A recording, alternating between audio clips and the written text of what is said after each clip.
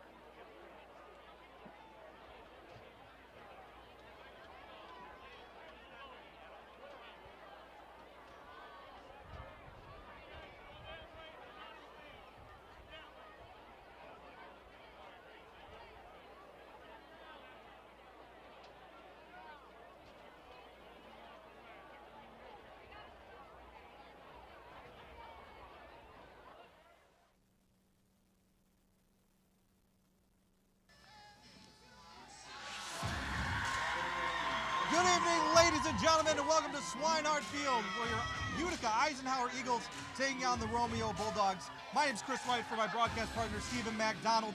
We got a great game for you today, but before we get to today's game, let's take a look at last week. What did you see last week, Stephen? Yeah, so a tough loss a week ago for this Eagles team on the road at Chippewa Valley, 33-7.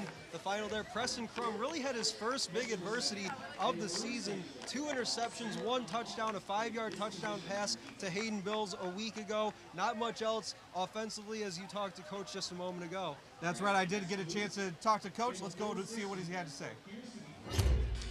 Coach, tough loss last week in your first MAC Red game of the year. What are the things you worked on in practice to get ready for Romeo? Well, Romeo is a different animal than Chippewa Valley. You know, Chippewa likes to spread you out, and they can run, they can throw. Romeo's a power team. They want to come at you with power and that power sweep and then a trap and then come back with a reverse.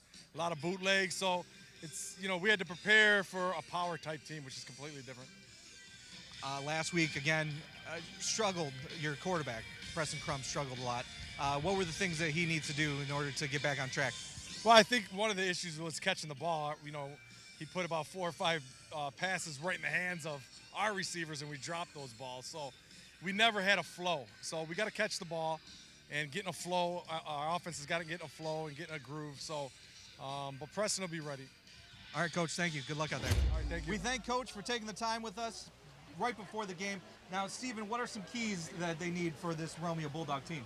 Yeah, this is going to be a really big test for this Eagles team to bounce back from a week ago. They welcome in the number 14 in Division I for the state of Michigan, according to Max Preps, a team that comes in 3-0 on the year.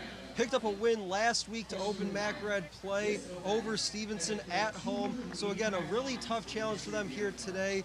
And all-time series Eisenhower leads 20-14, but in recent years it's been Romeo 3 of the last 4, especially the last 2 years. So Eisenhower again looking to sort of right that ship here tonight. Eisenhower Eagles taking on the Romeo Bulldogs. Friday Night Lights coming up next. What rhymes with great? Participate. Where does greatness start? Here, in the classroom. On the diamond. In the pool. On the field.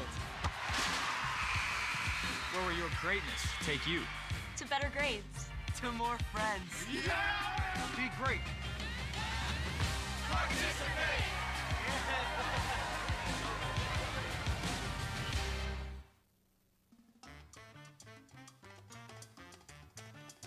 We would like to thank Esplendido Mexican Cuisine for their 20-year sponsorship of both Utica and Eisenhower football coverage.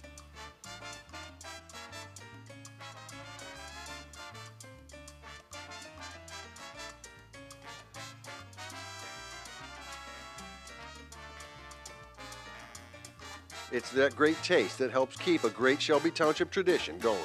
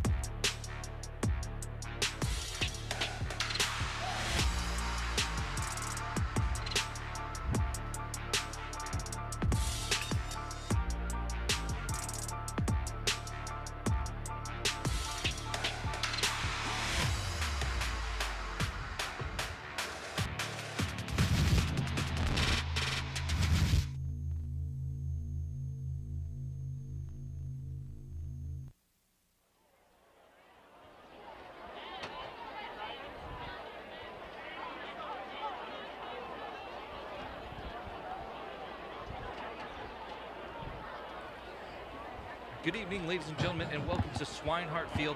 My name's Chris Wright, alongside my broadcast partner, Stephen MacDonald. Great game for the Eisenhower Eagles taking on Romeo Bulldogs. A big Mac Red showdown tonight. Just about to get started. Stephen, what are some ways that they can get their first Mac Red win of the year? Yeah, I think the biggest thing, we kind of alluded to this in pregame, get Preston Crum back on track. Really breezed through those first couple games, had some adversity a week ago. How he responds here this week is going to be a big challenge. We're going to take a moment for the national anthem. For the singing of our national anthem by the Eisenhower Senior Anthem Singers, Caden Beckenmeyer, Amia Wallace, and Alexis Mihalka.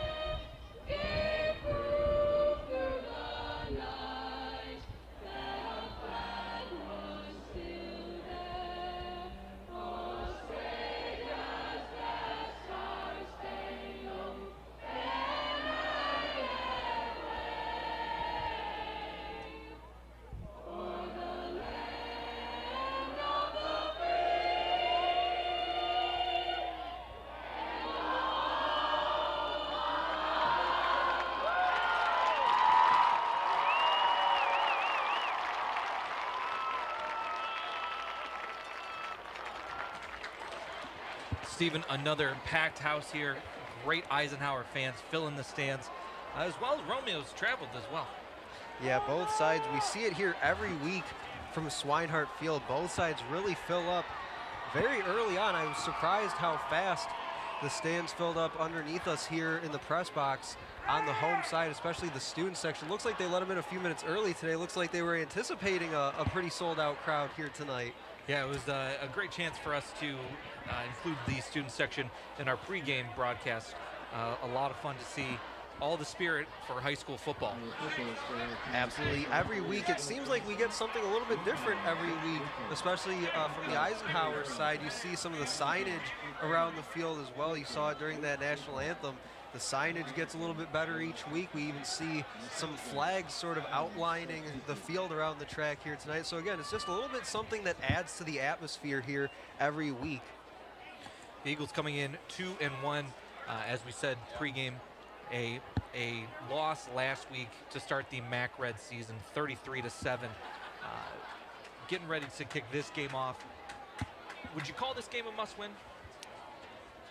I would, because obviously we've talked about in previous games the struggles that this team had a year ago, specifically in the MAC Red. A year ago, I believe, went 0-5 last year. So getting a win, especially after picking up that first loss in conference a week ago, getting that first win, I think, really gives them some momentum, gives them some confidence that they can build around going forward, because as I pointed out to you at the beginning of the season, this MAC Red, there's no weeks off. It gets a little bit trickier every week, so getting that one win here tonight could do big things for them going forward.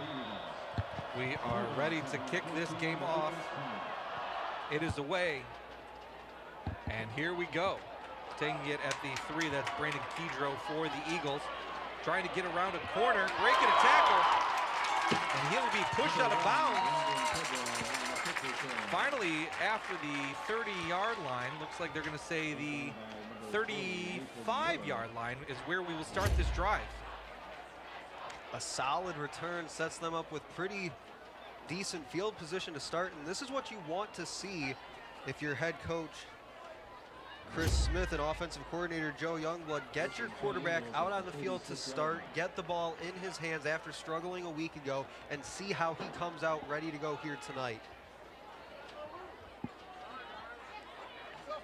Coach Smith had nothing but looking forward, looking ahead. He didn't want to talk about what happened last week. It's all about the preparation that they had for Romeo this week in practice, and let's see what they got. Crum in the backfield. He'll throw it. Still on his feet through a couple tackles and finally brought down. That was Bennett Cardamone. 8-yard gain on that. Pass out of the backfield. And a nice easy play call there. First play of the game on first down. Just swing it out to your running back. Nice easy completion. And Cardamone's one of those guys, Christian Johnson, I'm sure we'll see in this game as well throughout. Another guy, both those guys, very good with yards after the catch. Crum takes the snap. Looks like an option run. He'll pitch it. He'll get the first down and a little bit more. Pushed out of bounds. And that is number 33, Christian Johnson, just as you said. Yeah, back-to-back. Pretty easy play calls here from Joe Youngblood. Just get the ball in your quarterback's hands. Give him that pitch play, that read option play. Let him make that decision. Makes the right decision here, but looks like this call's coming back. During the play, illegal block in the back on the offense, number 7. That's a 10-yard penalty. Repeat, second down. They get Luke O'Neill with the penalty.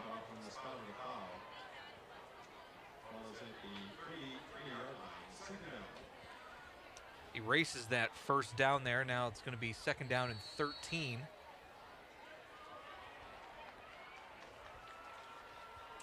Crum will take the snap, looking to his left, now goes right. Looks like he's going to keep it himself.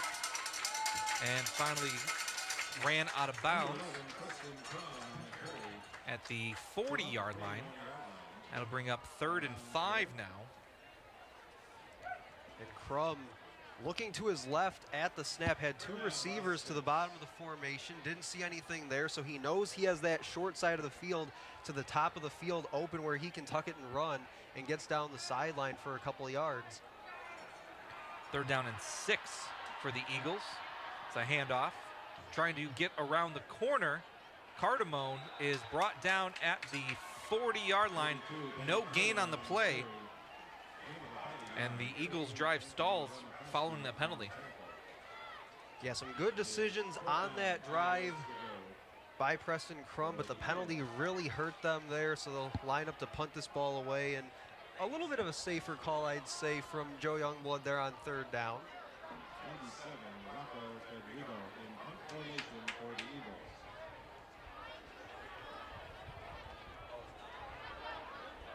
Bulldog returner on the 30, waiting for this punt.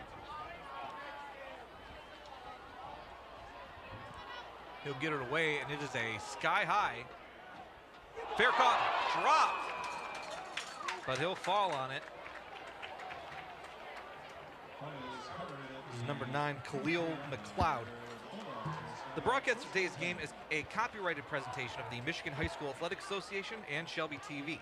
No reproduction, retransmission, or other distribution of the descriptions or accounts of this game may take place without the express written consent of the MHSAA and Shelby TV. Now Romeo getting ready for their first drive of the game. Jaden Robertson, the senior quarterback, he'll take the snap, he'll hand it off, run up the middle. That's Antonio Palazzo, senior running back, taken down after about a 7 or 8 yard gain. 2nd down coming up. Yeah, just body on a body up front from Romeo. You talked to Coach Smith pregame, said that they're a very physical power team. Saw that there. Nice run on 1st down.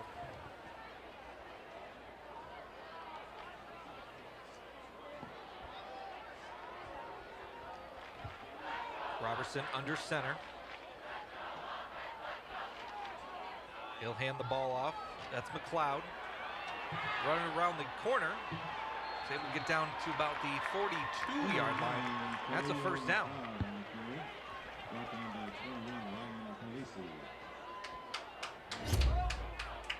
Take a look at the replay. Just stretch it out to the top of the field. Cody Raymond had a chance.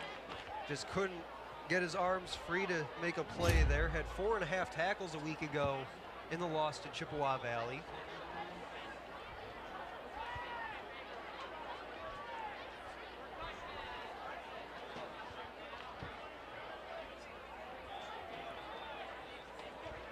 Bulldogs again coming out under center. 2 backs behind the quarterback. 1 wide receiver wide left. And we're going to get another penalty here.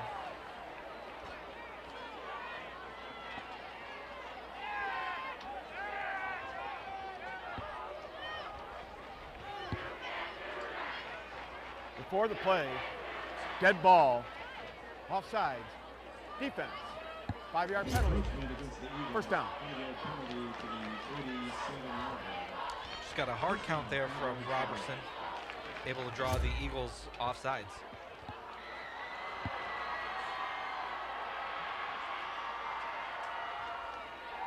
Robertson now looking downfield. He's going to throw this ball down the field, just overthrows his receiver, number 12, DJ Phillips, the sophomore. He had a step, but is unable to connect.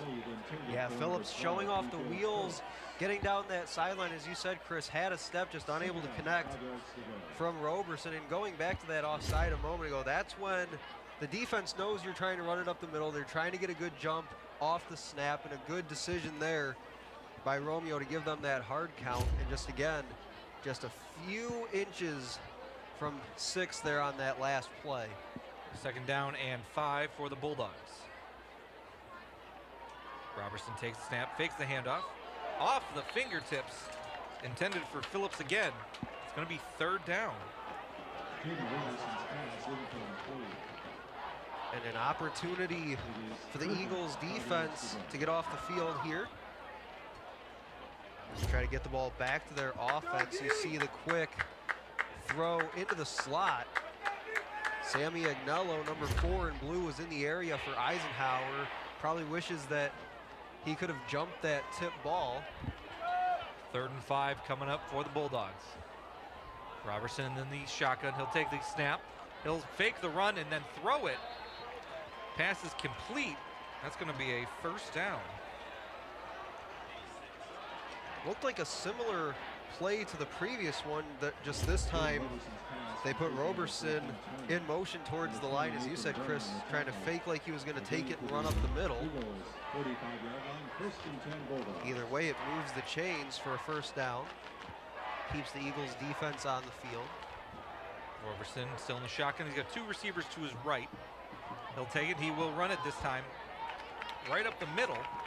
It'll be a gain of about 4. Second down and 6 coming up for the Bulldogs. And a good one-on-one tackle in the hole by Ryan Polisi, number 21. You see there, gets low right around the thighs of the quarterback. Doesn't try to go up high.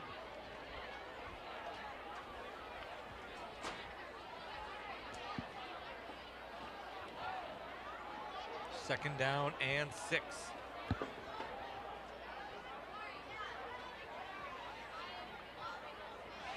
Roberson takes the snap. He's going to hand this ball off.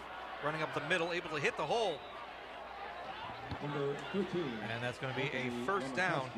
Anthony Lemakowski on the carry. Eisenhower brought pressure. Defensive coordinator David Brzezinski bringing pressure from the top of the formation. So Romeo, of course, runs it away from that pressure, able to get the first down. See the Romeo student section calling themselves the Dog Pound for the Bulldogs. Out in full force here. Roberson's got 2 receivers on his left. He's going to throw the wheel route out of the backfield. That's Anthony Lemakowski again. It's going to be a gain of about 6 on that throw. Second down and 4. And as you take a look at the replay here, they needed to make one block out there at the top of the formation to make that play work, and Khalil McLeod did just enough to move his guy and create that space to the outside.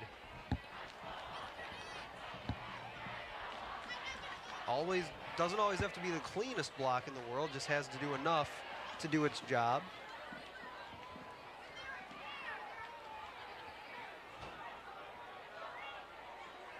Roberson takes the snap. He'll hand it off. That's Palazzo breaking tackles, and that's going to be a touchdown. 28-yard run for Palazzo, Santino Palazzo, the senior running back. And the Bulldogs have an early lead to start this game. And on that play, if I'm Coach Brzezinski, when my guys get back to the sideline in just a moment, I'm telling them, hey, that play happened because we couldn't bring down the running back. A couple hits in the hole, but they were way too high. You saw a few plays ago, Polisi gets nice and low around the quarterback's legs. That time, they were a little too straight up, trying to hit a little too high, and Palazzolo is just able to run through those tackles and get to the end zone.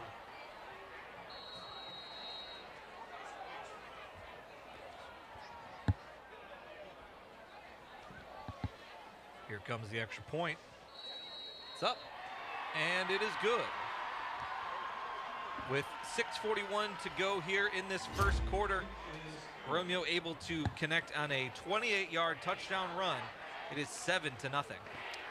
Yeah, you see one of those guys in there for the Eagles, number 22, Pietro Siramataro, just a little bit too high on that tackle, right around that midsection. You want to get a little bit lower than that, get that shoulder pad right below his waist,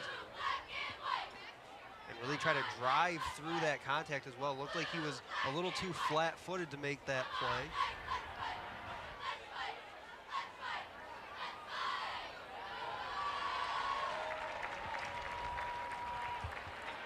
Not the way the Eagles wanted to start this game off. Already down 7-0. They had that first drive. They seemed to be running along, but that illegal block in the back really pushed them back behind the sticks.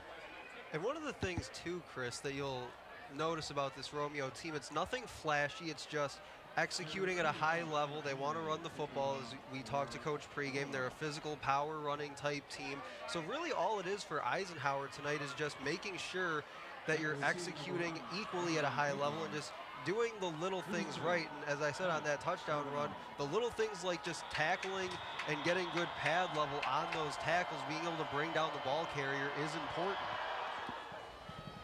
Kick is away, taken at about the 10-yard line. Trying to find a hole.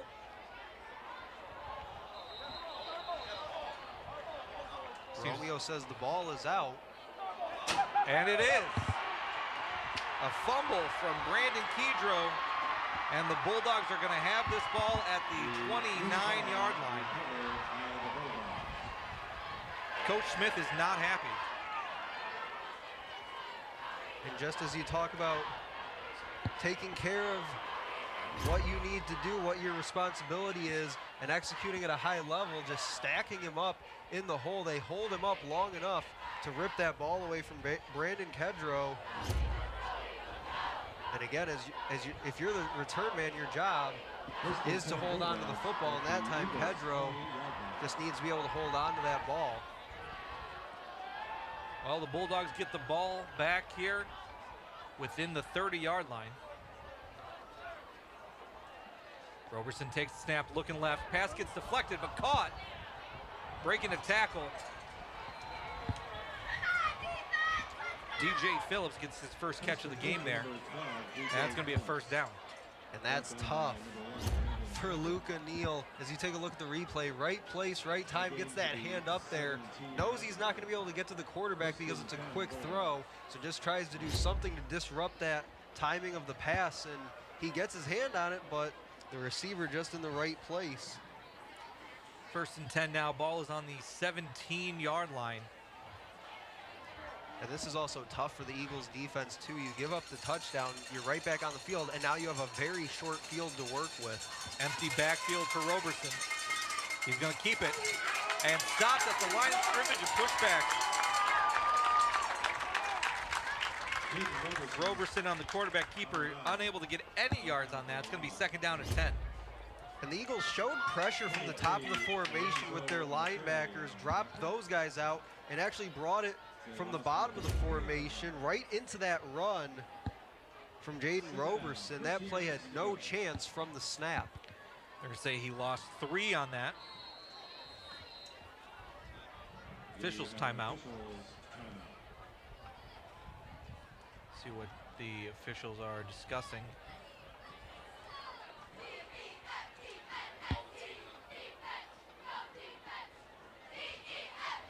The tee was still on the field from the kickoff, and we're back underway.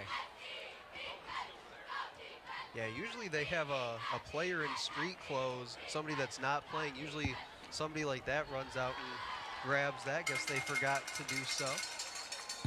Roberson puts 2 men in motion. Eisenhower shifts accordingly. Looking to throw. Brought down for a sack. Number 7, Luke O'Neill, a huge sack. It's going to be third down.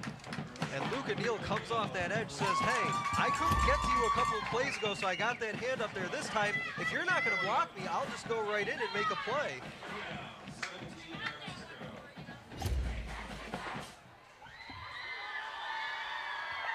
Third down and 17 for the Bulldogs. This could be a big stop for the Eagles.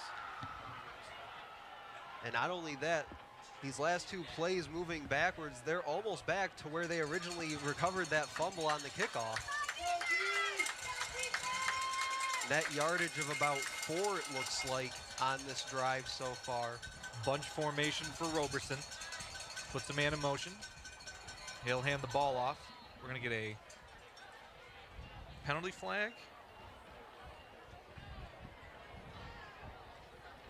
Before the play, dead ball, delay a game, offense, number 1, 5-yard penalty, replay the down. And Romeo all of a sudden moving in the completely wrong direction brings it to 3rd and 22 as they, not that long ago, actually had it inside the 20. Delay of game makes this a 3rd and 22. So now, Chris, I believe they've brought it all the way back to the original line of scrimmage where this possession started from. First down is at the 8-yard line. Roberson takes the snap. He's looking left. Still looking. He's going to throw this to the end zone. Overthrows his receiver, DJ Phillips, and that's going to be 4th down. Looks like there might be a penalty on the field, but how about the throw, stepping up in the pocket from Jaden Roberson, just flicks his wrist and sends that an easy 35 yards or so, it looks like, as he sends that out of the back of the end zone. During the play, ineligible receiver downfield on the offense. You want that penalty? We hear the referee on a bit of a hot mic there asking Coach Smith if he wants that penalty.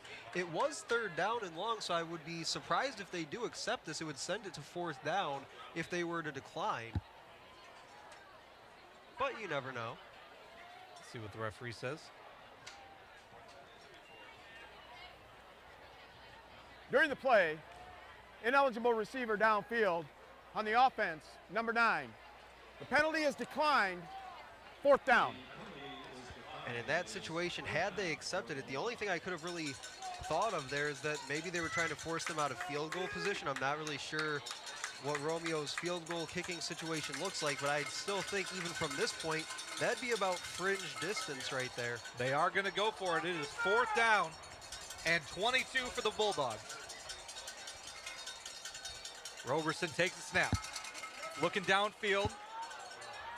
And incomplete.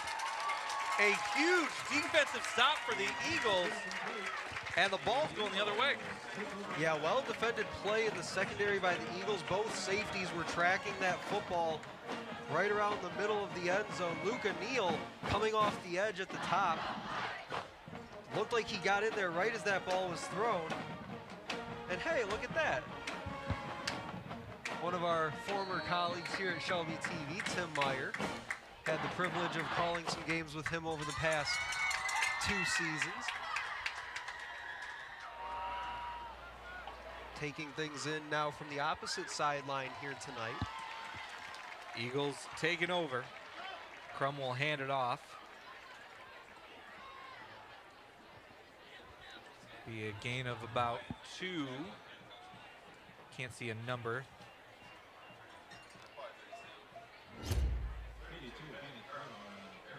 Christian Johnson on the carry.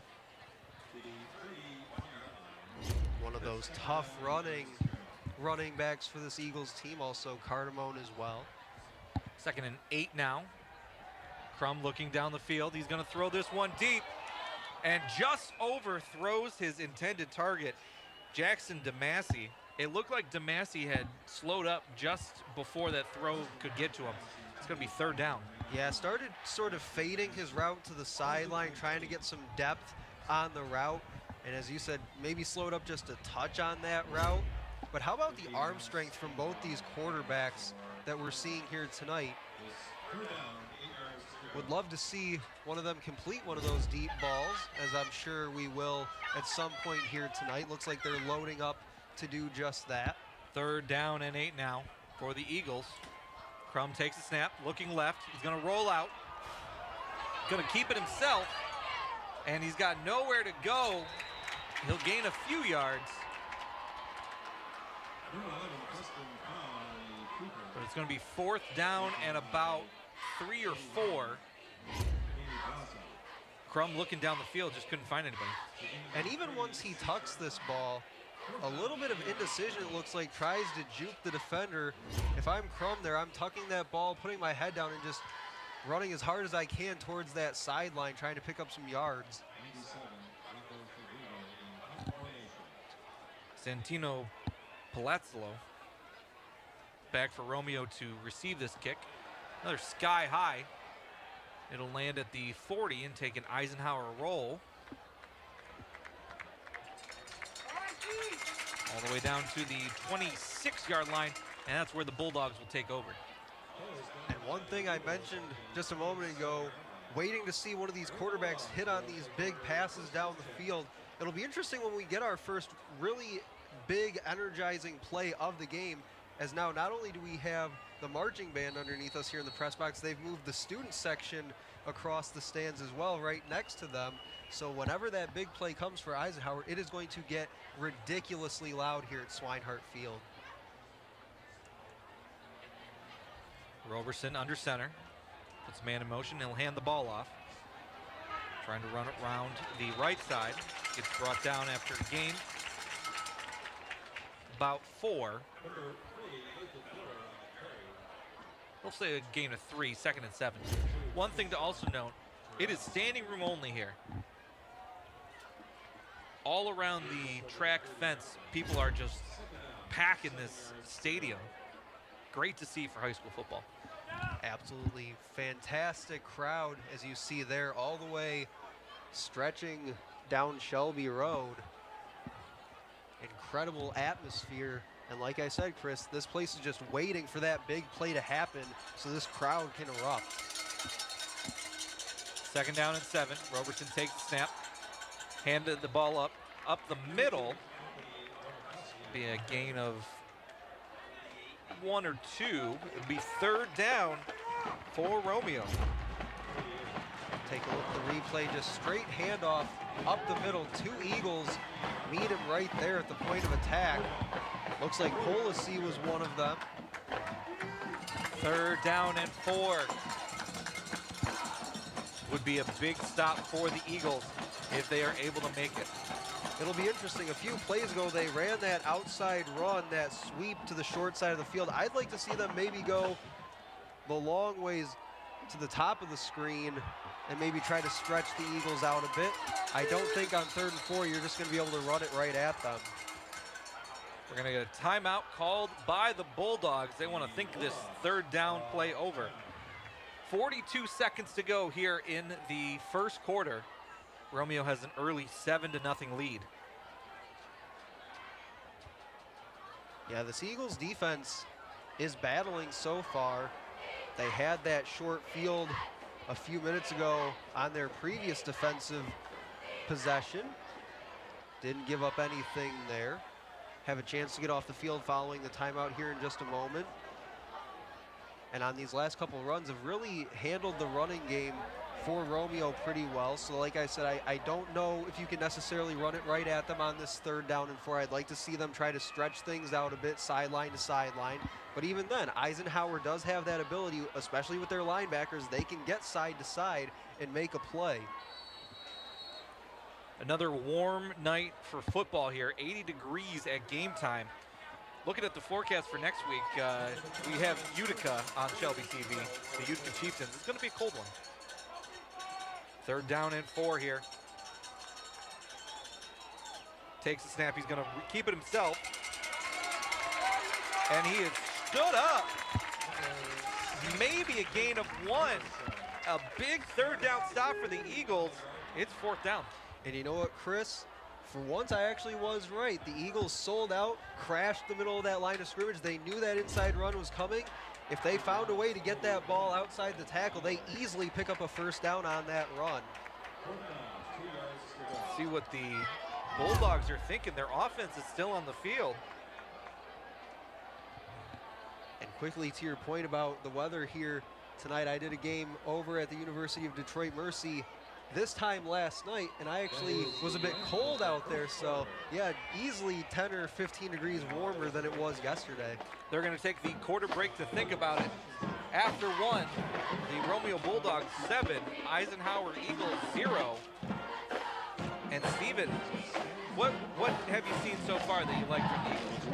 Well, other than a few minor things that they can easily fix in game, the tackle up high on the running back that led to the touchdown, which made it 7-0, and the fumble on the kickoff by Brandon Kendrick. Other than those minor things that they can easily fix in game, they've actually played a pretty solid game to this point. Their defense has sort of been bend but don't break at times, and they came up with a big stop, at least for the time being, on 4th down and 2 to start the second quarter. They've played well, especially on that side of the football. Offense does need to get going a little bit more. You'd like to see Preston Crum hit on some of these passes. Had a chance on that deep ball earlier in the first quarter. But overall, they have played well enough to stay in this game at this point, but this is another opportunity, 4th down and 2, for them to get off the field, and it puts them in great field position if they can do just that. One thing that they're going to want to avoid is that offsides. They've already got one called on them today. So now, Chris, this is where I'm wondering, do you go with that outside run after you tried on 3rd down to go straight up the middle?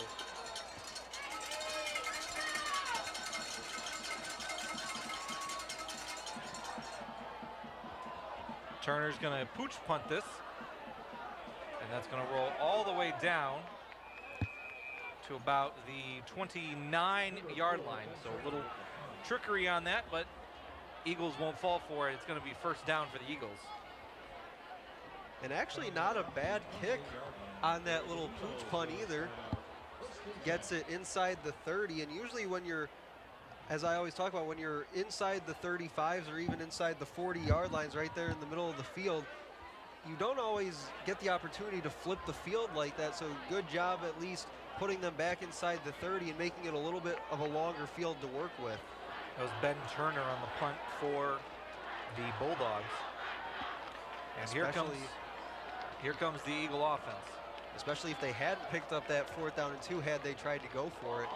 Hand the ball off, it's on the ground.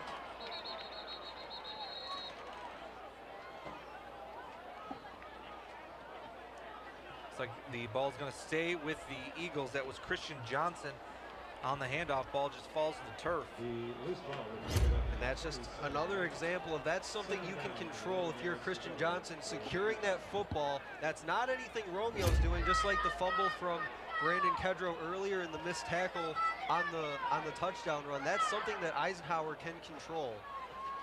Crum takes a snap, but we're going to get a whistle.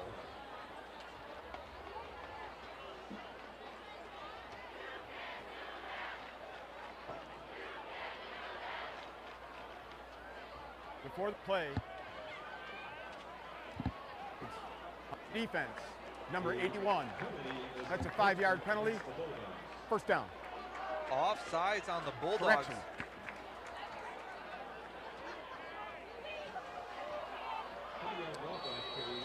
And they get the Eagles out of trouble there after that fumble. Crum's got 3 receivers bunched to his left, 1 to his right. He's going to throw it to Anil, trying to get outside, and he's brought down behind the line of scrimmage. Yeah, that's a tough play on the screen out to Anil. That throw needs to be more to the inside, lead him up the field. Instead, throws it behind him, so Anil has to try and turn and then have his eyes up the field, see where that block is. And again, if he throws that ball into the inside, he has that block already set up. He has the chance to get upfield. Crum takes a snap, rolling out to his right. Throws it to the side. Luke Anil with the catch and a 1st down for the Eagles. That throw was on target. Crum takes his time, rolls out, waits for that separation to open up, that little window to open up there on the sideline. Beautiful throw up against the sideline to move the chains. Definitely a play that the Eagles needed to get some momentum here. Crum takes the snap. He's going to look left. It's a deep ball and just overthrown. Number 12, Hayden Bills. Looked like he had a step, but just one step too short for him.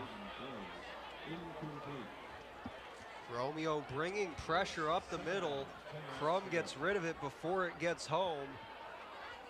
And that's one where the defender knew where that ball was going, takes away the angle deep. Crum maybe could have actually underthrown that ball a bit, let the receiver come back for it, and could have had him underneath the coverage. Crum takes the snap, he'll fake the handoff. Looking downfield, another deep pass for Luke Anil. Oh, just out of his hands.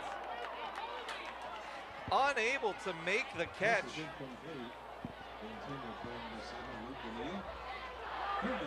And I'll tell you what, Joe Youngblood is making it known that he wants to take shots early and often against this Bulldogs secondary, going back-to-back deep passes towards the sideline, just unable to connect with O'Neal on that play. Looks like he might have caught feet with the defender as he was running by, maybe slowed him up for just a second to break up the timing on that route.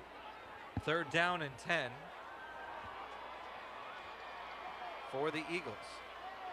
Crum takes the snap. He's looking left. He's going to roll out right. Still looking downfield. Throws it. Oh, just out of reach. Cardamone wants a flag, and he is not happy. Yeah, he wants the flag, but I don't think that throwing it in that situation would have been the right call. Looks like the defender gets that hand in there on the ball right at the last second. Cardamone still could have had a play on the ball there. Now at 4th down, Eagles out to punt.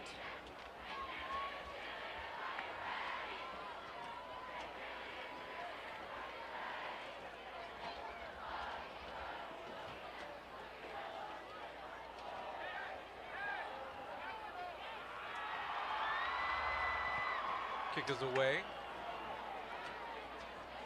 It'll land at the 28 and take a big Eisenhower roll, staying in bounds all the way down to the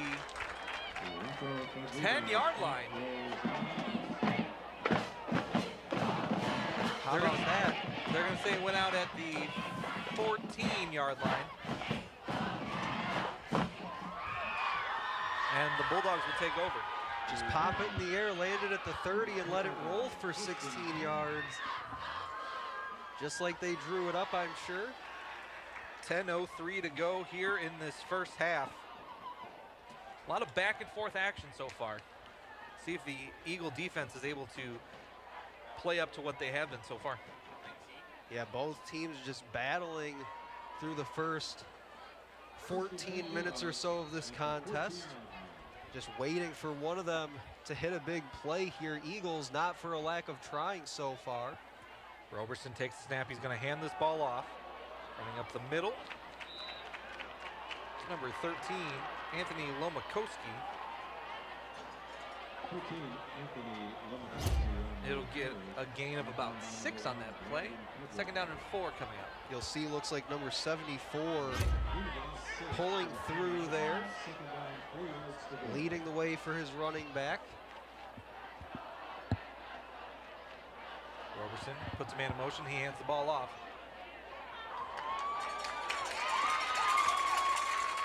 Big stop there right at the 1st down marker.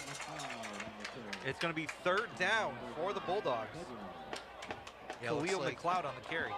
3rd down and 1 coming up. Eagles do well stringing that run out, getting guys downhill through those gaps. We got a flag on the play.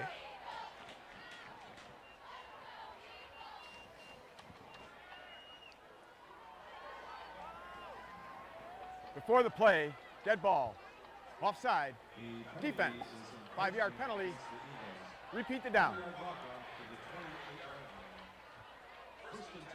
It's an offsides call on the Eagles, and that will result in a 1st down.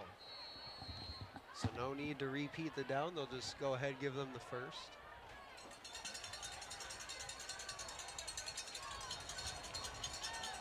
Roberson's got an empty backfield.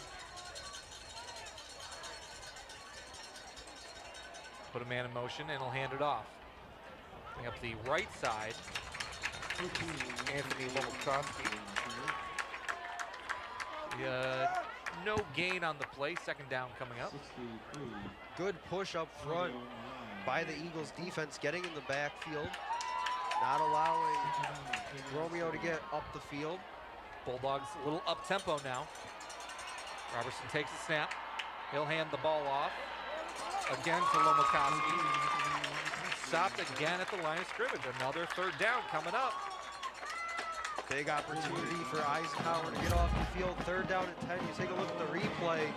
couple of Eagles in the backfield ready to make that tackle, not allowing the runner to really get started on that play. Dominic Ferraro on the tackle. 3rd down and 10 coming up for the Bulldogs. Clock is ticking, just over 8 minutes to go here in the first half.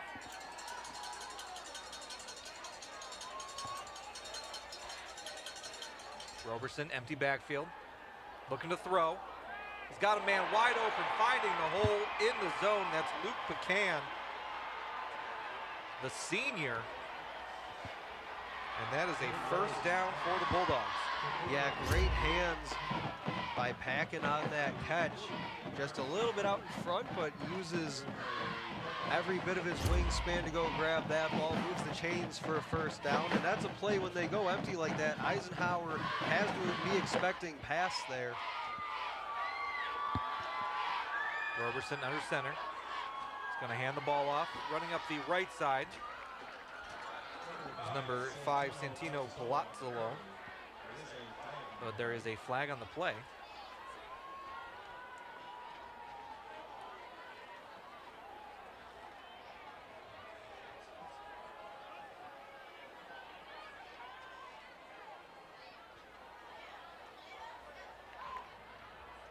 During the play, illegal tackle, chop block, number 48 defense. That's a 10-yard penalty. It's going to be 1st down. Chop block and an automatic 1st down called on the Eagles there. And now the ball is brought all the way down to the 31-yard line. And this is a situation now for Eisenhower. You've done well as of late stopping the run, now giving up 10 free yards because of that penalty, moving it further into your end. Roberson in the shotgun, looking to throw left. He's got McLeod wide open, touchdown. Excuse me, DJ Phillips, the sophomore receiver there on the touchdown catch. 13-0, the Bulldogs have a lead.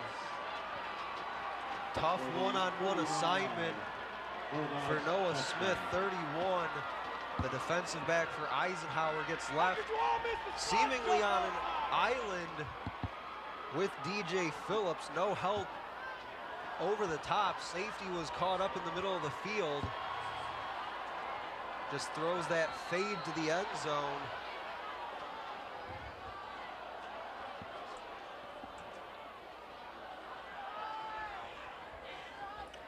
Extra point is up, and it's good.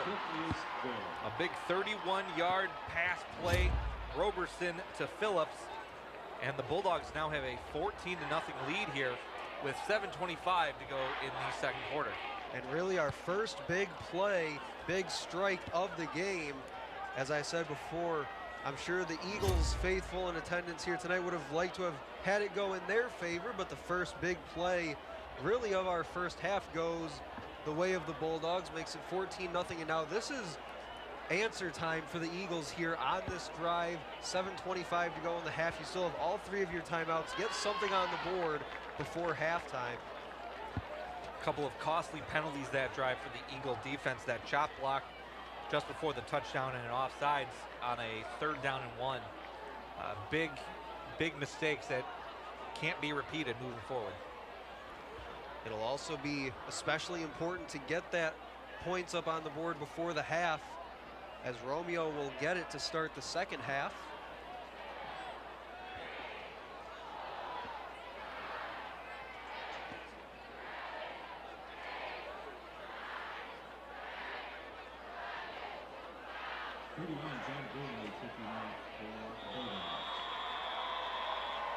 Kick from the Bulldogs is away.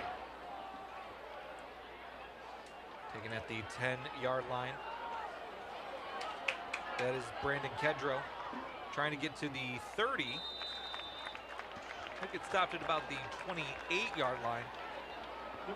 And the Eagles are going to take over from there. So we've seen Joe Youngblood wants to take some shots in this game. He's tested that Bulldogs secondary here in the first half. We'll see what he dials up here on this drive, down a couple scores. You'd like to see them move this ball down the field, put points up on the board on this possession, help their defense out a little bit. Their defense has been battling, really just giving up those 2 plays that have led to touchdowns, but other than that have played a really solid first half, helped them out a bit, get some points here, and at least go into halftime with a chance. Crum takes the snap. He'll throw it. Caught. That's Connor Temple, the sophomore, and pushed out of bounds. They go nice, easy pitch and catch there to Temple along the near sideline, picks up 5. And that's a good play on first down. You don't need to go big on every play. Not every play has to be a home run. Just nice, easy 5 yards, stay in front of the chains. Crum's got 3 receivers to his left, 1 to his right. He'll take the snap. He'll throw it. That's Hayden Bills. He'll get a first down. He's still on his feet, breaking tackles, and finally pushed out of bounds near the 50. Big first down pass and catch. And that's why not every play has to be a home run. Sometimes those nice, easy pitch and catch, those screen passes, if they're blocked well and the receiver gets some space along that sideline, makes a man miss, those quick, easy plays can turn into big plays if they're executed well, as it was there to Bills.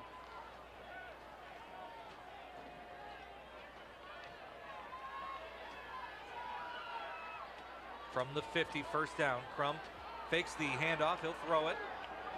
Breaking a tackle. He'll get a gain of about 4. Connor Temple, the sophomore. Be second down and 6 now. And what this does too, Chris, is it really opens things up deep down the field. Because now those corners, those safeties, they start to cheat up because they're expecting that short passing game underneath. Crum takes a snap, looking, finds Temple again. And he's brought down at about the 37-yard line. It'll be a first down for the Eagles. It also looks like on these last couple of throws, especially on that last one, it looks like offensive coordinator Joe Youngblood just taking what the Bulldogs defense is giving him. If they're letting him throw those 5-6 yard routes, he's going to take that every time. Crum looking downfield to his left. Bills turns around at the last second and it's just off his hands. Can't make the catch, second down. Timing just a bit off on that throw out wide to the top of the formation. Bills maybe a little bit limp on that. He did take a little bit of a shot there. Yeah, looks like he came up shaking his wrist. Looked like he took a helmet off that wrist as he was trying to bring that ball down. But he lines up to the top. Fakes the handoff to Johnson. Rolling out to his right, he's going to keep it. Great block there from Temple, and finally out of bounds. That is a first down for the Eagles. Good job by Crum. I mentioned before he tucked it and was running earlier on in the first quarter. I said I'd like to see him just put his head down, try to get to the sideline. He did it that time. We got a whistle here before this snap. Timeout Bulldogs. Just under 6 minutes to play here in the second quarter. Eagles are driving down this field. Yeah, you said it. First time really tonight that we've seen this Eagles offense move the ball like they have been. Like I said, it hasn't been hitting those deep shots necessarily. It's taking 5, 6, 7 yards underneath if that's what Romeo's giving them. So that brings out the timeout from the Bulldogs. Maybe now they'll try to dial something up, try to take away some of that underneath stuff. That first drive, before they got behind the sticks on the penalty, it looked like the run game was going to be a key to this game. But now, like you said, those short passes just hitting 5, 6 yards, able to get first downs. Because really what it does is it gets your offense in a rhythm. It obviously gets your quarterback in good timing and good rhythm, gets him confidence with his receivers, just nice, easy pitch and catch. But it also keeps your offense on schedule. You're not having to go from 2nd and 15, 2nd and 12, 2nd and 20, whatever it is, 3rd and 15. You're staying in front of the chains and making the play calling a lot simpler. Crum takes the snap. Looking to throw left. He'll throw it over the middle and just off, can't catch it off his shoe tops.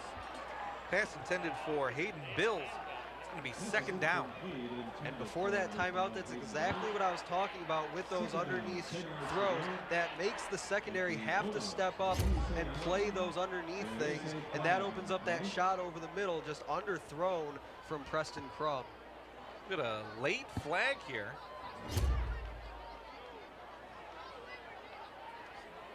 See what the officials are going to call.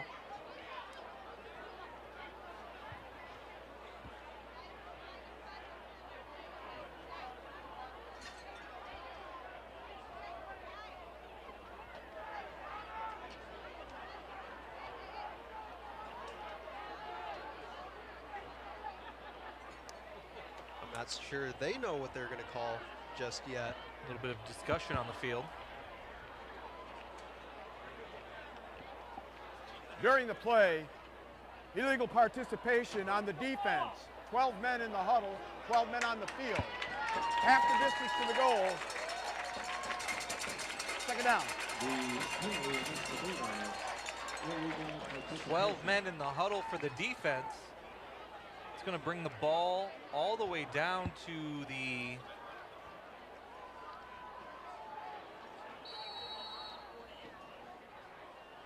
17-yard line. Excuse me, still trying to find where the spot is. Yeah, looks about the 18-yard line. First down.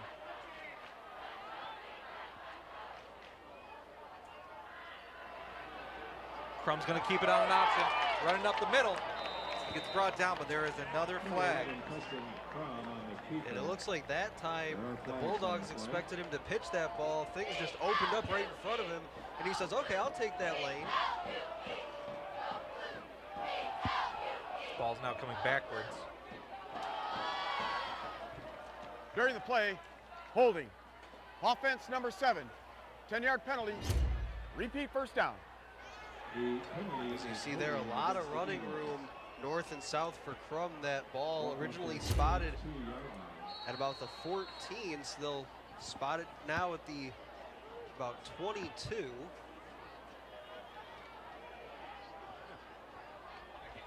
like that hold got a little bit ahead of the play, so it's going to be first down and 18 for the Eagles. 5:46 to go here in the first half.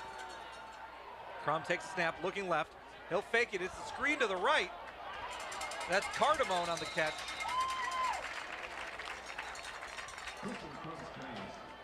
See where they're going to mark him out at. About the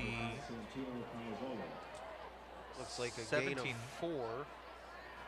Cardamone doing well, just trying to drag that Bulldog defender with him as he rides it out of bounds. It'll be second and 14 now for the Eagles. Crum takes a snap, looking over the middle. Touchdown, Eagles! Wide open, Connor Temple. 18-yard touchdown pass. The Eagles are on the board. And the student section right below us says, let the confetti fly. They finally have a big play that they can celebrate and go crazy for. And again, that's what that short passing game sets up. Those safeties start to cheat up in the box. You let fly with that pass over the middle. Those safeties bit playing inside. Temple goes right over the top for 6. That was a masterful job in play calling by Joe Youngblood on that drive. Just everything short underneath. Take those 5, 6, 7 yards when they're there. And when you have the opportunity to hit that ball over the top, you go take it. The extra point is up, and it is good. A great drive there for the Eagles, and they're able to get on the board. And the best part is, in game time, only took about a minute 45 or so off the clock. So just moving the ball down the field and doing so with tempo.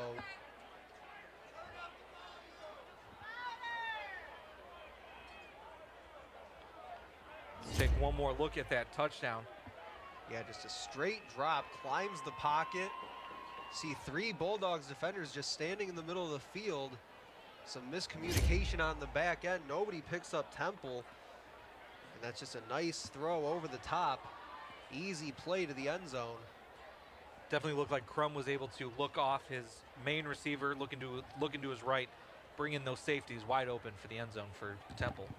And that's really something that, and I've talked about this since week 1 with this Eisenhower offense, they've really, it looks like, simplified the game plan for Crum this season. It's read 1, read 2. If neither of those are there, just tuck and run. We've seen him do it a couple times here tonight. That time, as you said, looked off to the one side, then goes to his option over the middle in Temple for the touchdown. And that's another thing that I've been impressed with Crum this season, his ability to look that safety off and knowing that he wants that other receiver, but using the safety to go where he wants him to go.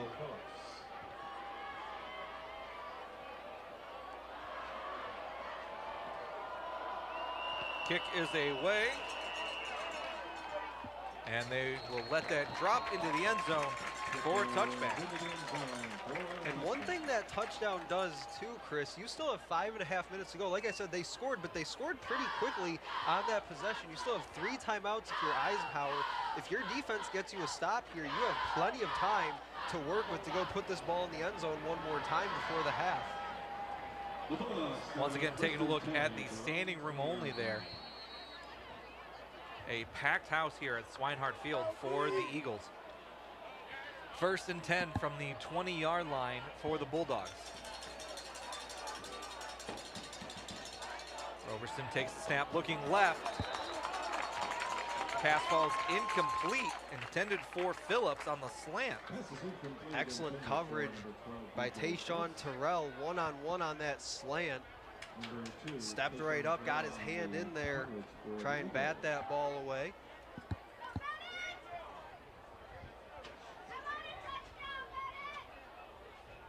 And again, just one play run, 2nd down and 10, but only about 4 seconds came off the clock there. Robertson's got 2 receivers on the left side of the formation. He's gonna fake the right, a pitch. Looked like the ball was on the ground, but it is picked up. Looked like a little shovel pass there. Yeah, they wanted the little misdirection, go to the shovel pass there, but the block goes right into the expected ball carrier. As he hits the turf, so does the ball. So Eagles bringing some pressure up the middle, able to blow up that play before it really had a chance to get started. They're going to say no loss on that play. 3rd down and 10 coming up for the Bulldogs. And how big is this opportunity for the Eagles defense to get off the field with very little time taken off the clock, get the offense right back out on the field. Eagles bring pressure, and the ball floats over the head of the intended receiver, DJ Phillips. 3 and out for the Bulldogs. And the Eagles are going to get this ball back with about 5:13 to go. And DJ Phillips had more than a step on Tayshawn Terrell on that deep route up the seam, but the throw just a little bit sooner than maybe he wanted to let that ball go. The pressure was getting home in his face, had to let that ball go. Yeah, absolutely great stand by the Eagles defense. Just about 20 seconds of game time taken off the clock, no timeouts used. So they have all the time in the world to work with when they get this ball back.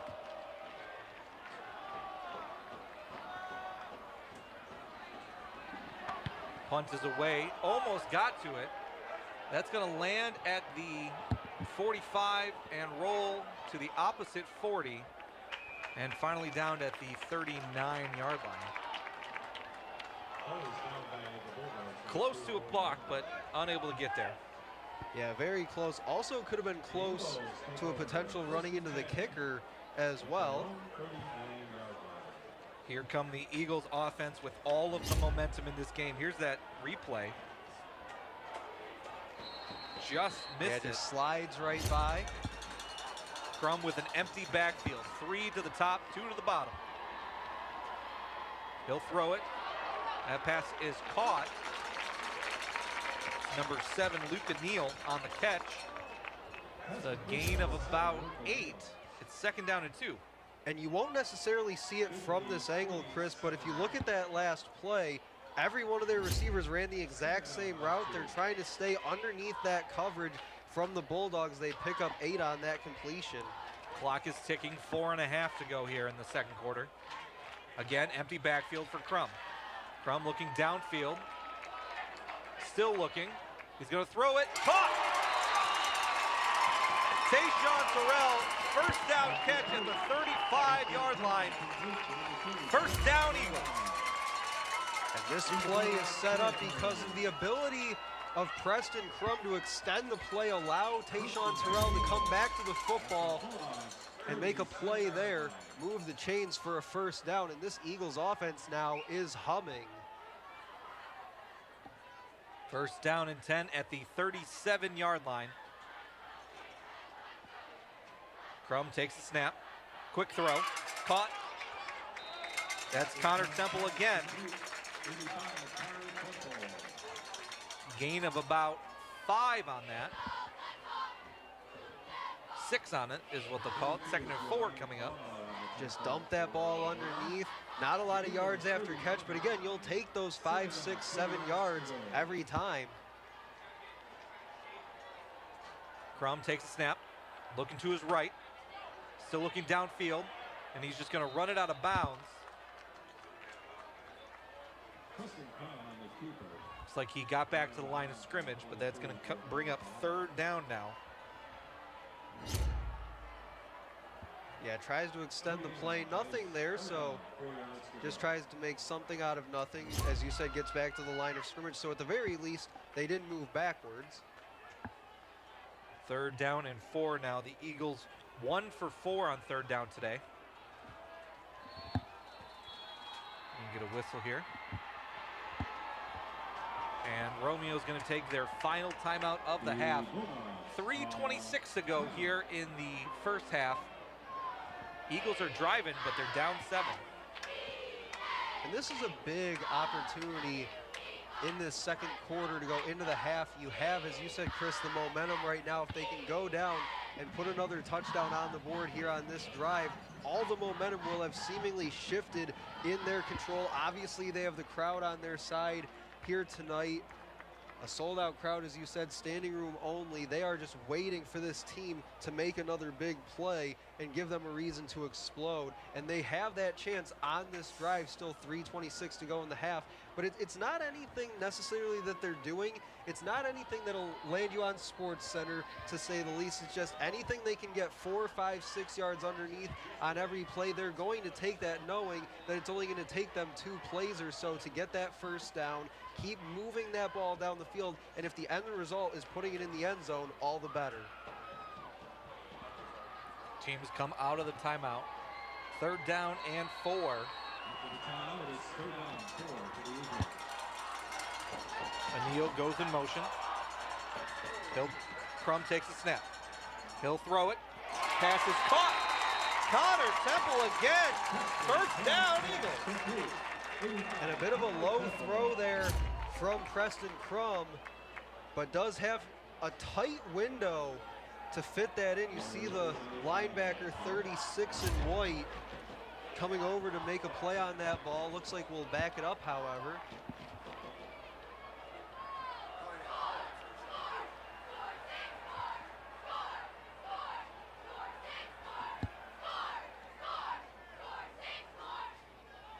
An illegal shift.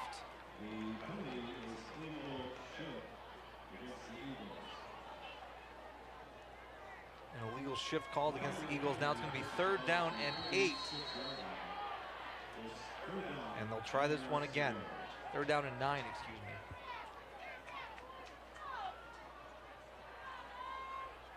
me. Neal goes in motion. Crum takes the snap. Looking towards the sideline, caught. He's still on his feet, that's Cardamone. And finally brought out of bounds for a first down for the Eagles. Well, the penalty hurt, but they come right back, pick it up once again, this time from third and 9. How about the hands from Cardamone to make that catch? First of all, trapped along the sideline, and then tight roping the sideline for that first down. Excellent play. First down and 10 now. Crum takes the snap, looking downfield, looking for the end zone. Pass was caught and a flag into double coverage for Connor Temple. He caught that ball.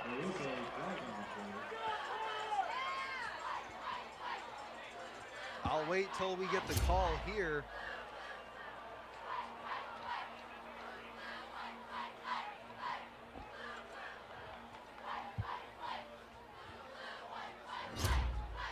Looks like it will stand.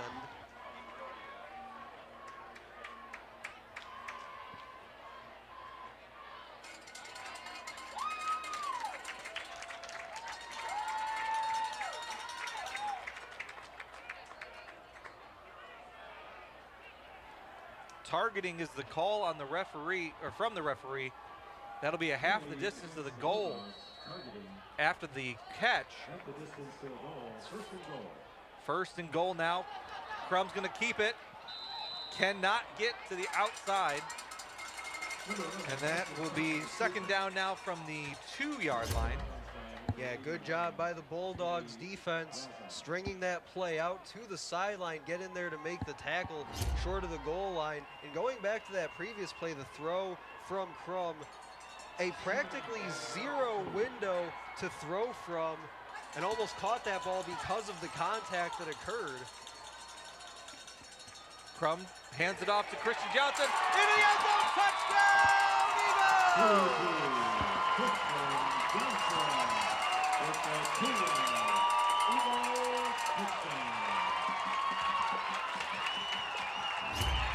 This has been an impressive 5 minutes of football from the Eagles. They go down, they get a touchdown, they have something to feel good about offensively. They're helping their defense out. They put points up on the board. Their defense goes out, it's their turn, they go get a stop, and their offense just pushes it right back down the field for 6. Extra point is up, and it is good, and we have a tie game. 2:45 to go in the first half, and the Eagles are able to tie this game up. Christian Johnson diving across that goal line, pumping his fist. He is fired up, as are his Eagles teammates. This is a brand new game. Not that long ago, Chris, if you blinked, you missed it. It was 14-0 just about 5 minutes ago in game time, and now 14 all, still with just about 2:45 to go in the half. But remember, though, Romeo will get the ball to start the second half. So this will be a big drive for the Bulldogs.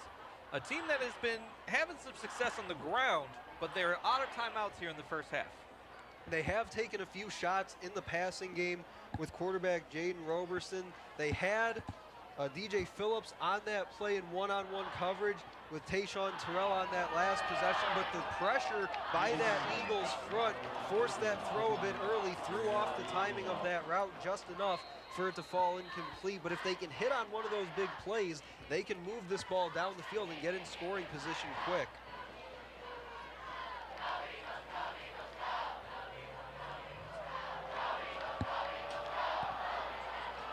Kick is away. Now we'll bounce into the end zone for a touchback. So the key then, Chris, keep your foot on the gas if you're the Eagles defense. Keep getting that pressure on 7 and White, the quarterback for Romeo, Jaden Roberson. Do not let him get comfortable on this drive, because you have all the momentum right now, and you can feel it in this stadium right now.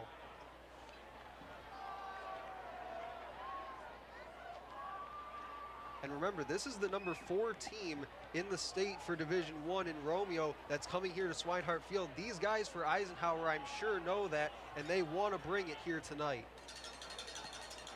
Bunch formation for the Bulldogs. Roberson takes the snap, he'll hand it off, run up the middle. That's Lomakowski. A gain of about 3. Be second down and 7. Again, not a ton of running room for Lomakowski there on the run. Luca Neal was crashing in from his defensive end position. Khalil McLeod seems to be injured for the Bulldogs.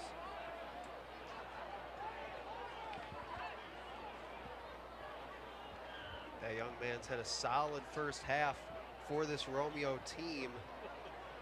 Looks like maybe just a cramp as they're stretching out that left leg. Once again, as we talked about, it was warm to start the game. Temperatures starting to dip a little bit.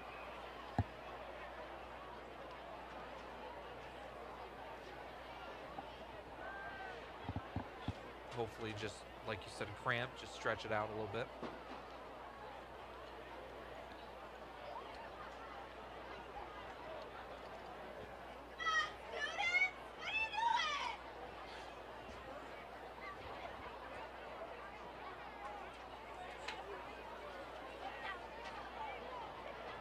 Well, we've had a really exciting first half here from Swinehart Field as McLeod makes his way back to his feet, but also the dance team and marching band for Eisenhower will perform as they always do here at halftime, so looking forward to that as well.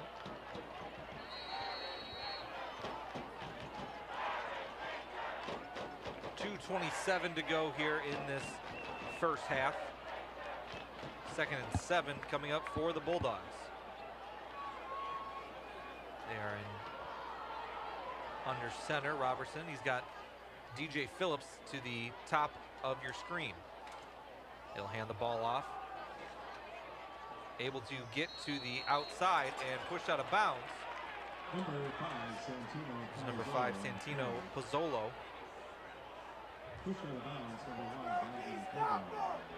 Yeah, on that last run, Luke O'Neill brings Christian Johnson over a gap. O'Neill occupies the block, allows Johnson to shoot through that gap, get in the backfield to make a play on the ball carrier. 3rd down and 6 for the Bulldogs. Clock is stopped at 2:21.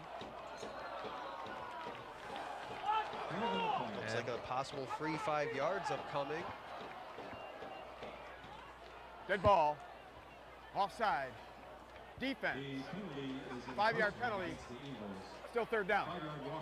It's going to make this 3rd down play a little bit easier for the Bulldogs. And that's one of a handful of offside penalties, I believe, in this first half from the Eagles. Their 3rd.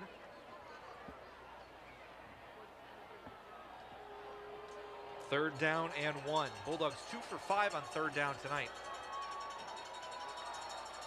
Roberson takes the snap. He's going to hand this ball off. Hit at the line. And they're going to say that is good enough for a 1st down. And that's really, going back to that offside call, that's what that offside call does, because in that situation, you give up 2 yards. If it's 3rd down and 5, which it was, that's 4th down and 3. But now you're talking about moving the chains possibly. It looks like a flag down. Holding. Offense. Number 68. 10-yard penalty. 3rd down. And that is a huge break for the Eagles. It's going to be 3rd down and 11 now. Clock is stopped at 2:14. 3rd down, 11 yards to go. Yeah, Eisenhower defense gets bailed out of it there. Have a chance once again to try and get off the field. Also, if they are able to force a punt by backing them up because of the holding penalty, could set them up with a little bit better field position. Clock is rolling now, under 2 minutes to go. Roberson takes the snap, looking to throw. Going to roll out to his right. Brought down from behind and sacked. Number 33, Christian Johnson.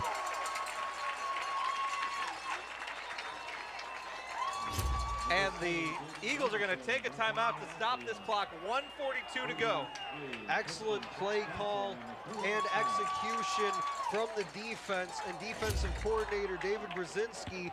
Johnson and O'Neill have been wreaking havoc on that side of the line of scrimmage here tonight, but that was a coverage sack more than anything. There was nothing open downfield. This Eagles defense did well in the secondary, covering everything up until Johnson was able to get home. A big play pushing it all the way down to the 10. So now in this situation with the punt upcoming after the timeout by the Eagles, I would imagine they'll have their return man with his toes right around that 50-yard line. So again, like I said, solid field position if they force this punt, which they do. It'll be Cardamone setting back deep. Looks like he'll hang out around the 40 in plus territory. Kicking this away is Joe Lemachowski for the Bulldogs.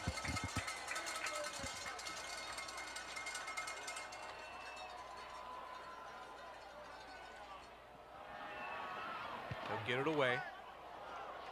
And that is going to land at about the 37-yard line and take a Bulldog roll to the Eisenhower 48-yard line. And that's where the Eagles will take over. 1:29 to go, 2 timeouts remaining for Ike. And only 52 yards to get it to the end zone. So plenty of time with what we've seen them able to do on these last couple possessions. Just methodically moving that ball 5, 6, 7 yards at a time. Haven't even really tried to run the ball very much these last few possessions. They've put it in Crum's hands and let him go to work. Crum takes a low snap. He'll throw it to the sideline. That's Cardamone caught. First down, Eagles. And just like that, they were so concerned with that underneath route. Cardamone just runs a nice little corner right in front of his sideline. That throw comes up over the top and in between the coverage for a first down. And unfortunately, his momentum was taking him out of bounds. He had a few more yards that he could have gained out of there.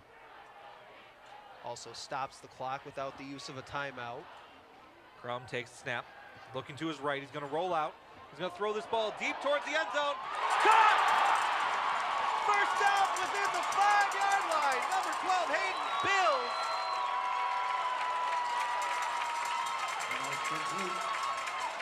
And Chris, I don't know what I'm more impressed with, the throw or the catch from Bills. Just absolutely extending, using all of his frame to go up and get that football. But a nice job by Crum climbing the pocket to make that throw possible. First and goal from the 3. Crum takes the snap. He's going to hand it off to Christian Johnson. Down. They're going to say he was down.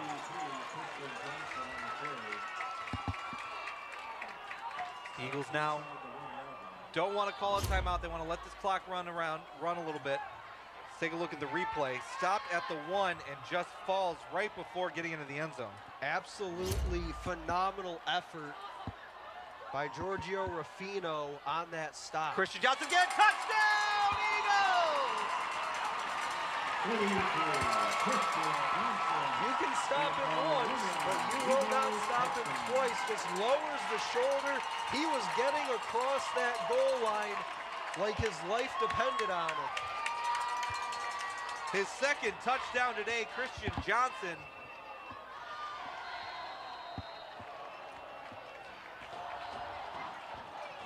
And the student section is loving it. The extra point is up, and it is good. 21 unanswered points from the Eagles, able to take the lead for the first time tonight.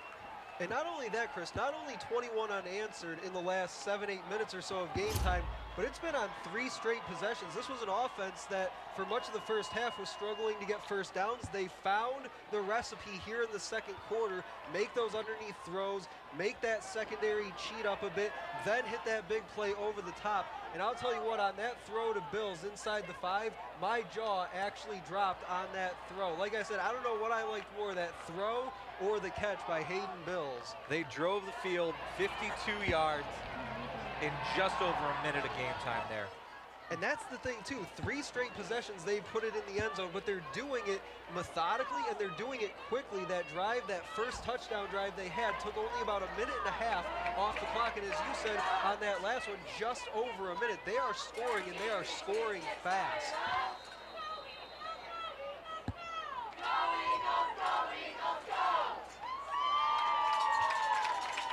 Finally, something for this crowd to be cheering about. Once again, standing room only here at Swinehart Field. Kick is away. It'll be returned at the 23-yard line. A little bit of trickery, but he'll only get to about the 19 or 20. A little bit of hot potato. And right now, no timeouts to work with, under 30 seconds to go. Eisenhower has all the momentum and the crowd on their side. Just maybe take a knee here, take it to the half. You have the ball coming out to start the second half. One thing, like you said, 24 seconds ago, no timeouts. Just keep everything in front of you for the Eagles.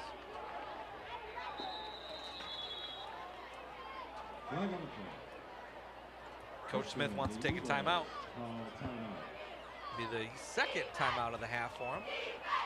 I guess he didn't want to give up that 80-yard touchdown run right before the half. Looked like Romeo was set to just hand that ball off.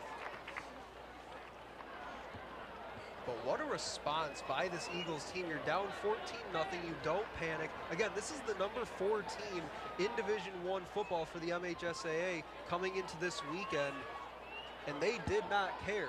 Down 14-0, they came back and responded in a big way and got this crowd back into this game, back on their side. Especially coming off a loss last week in the MAC Red, going down 14. Great to see how they've bounced back here. Yeah, absolutely. You said it took the loss a week ago. Also didn't win a game last year in the MAC Red, so it's been a while since this team has experienced a win in conference. Roberson under center. He's going to hand this ball off. Santino Palazzolo on the carry. See if they're going to call one more play.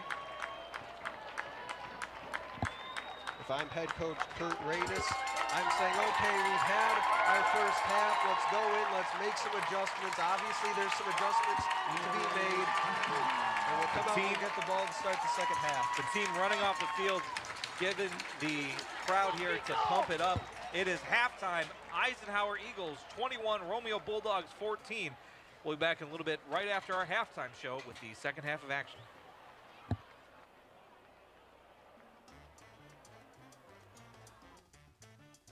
We would like to thank Esplendido Mexican Cuisine for their 20-year sponsorship of both Utica and Eisenhower football coverage.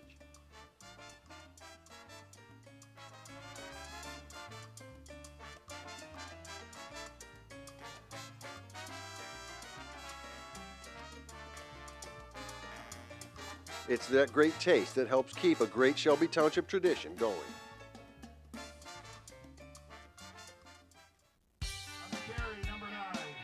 My dad and my grandfather are officials. I've grown up around officials and seeing how much they enjoy being part of the games. As a student athlete, I've always appreciated the people out there who are willing to give back to the kids. The Legacy program lets me officiate while I'm still in high school, working younger kids' games. Officiating gives me a better understanding of the game. I get to make some pretty good money for a high school kid, and I even get to spend some quality time with my dad. There's help wanted. Just whistle. In life, things aren't scripted. If you're an athlete, we need people like you and translate those skills to officiating. You can get a lot out of it. It happens in every town, in every game. We never have a perfect game, but the rewards always outweigh the negativities.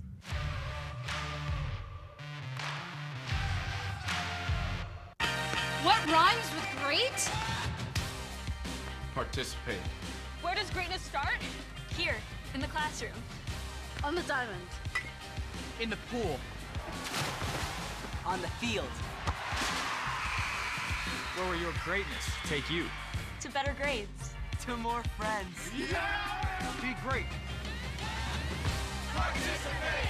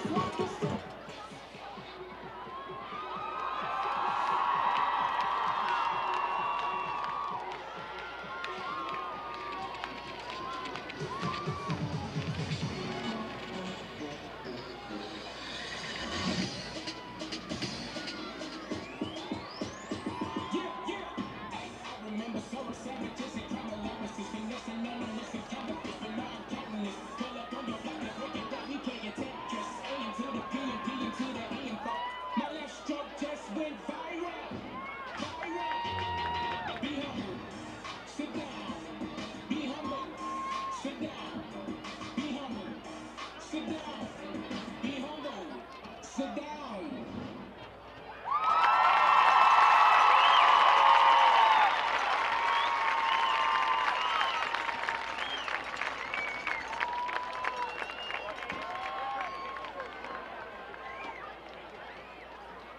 Now let's salute our Eagle Dance Team seniors.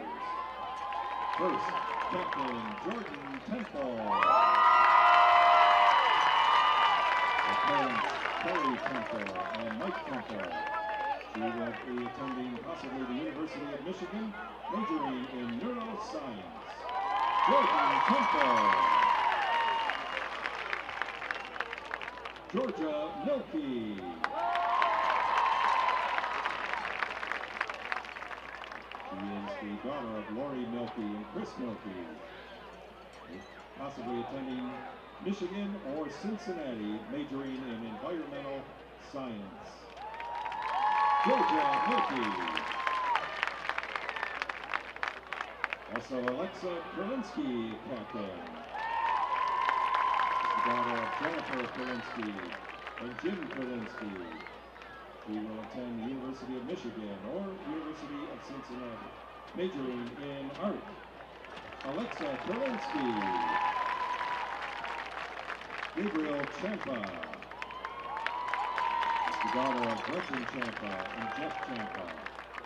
She'll be attending either the University of Michigan or Michigan State, majoring in biology pre-med. Gabriel Champa.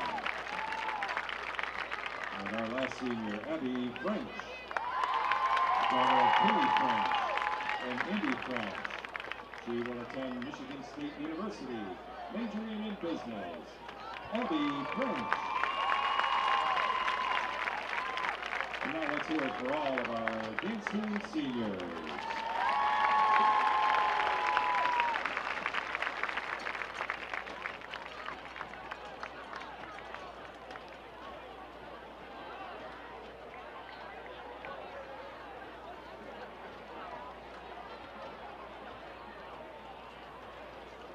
And now our cheer team seniors.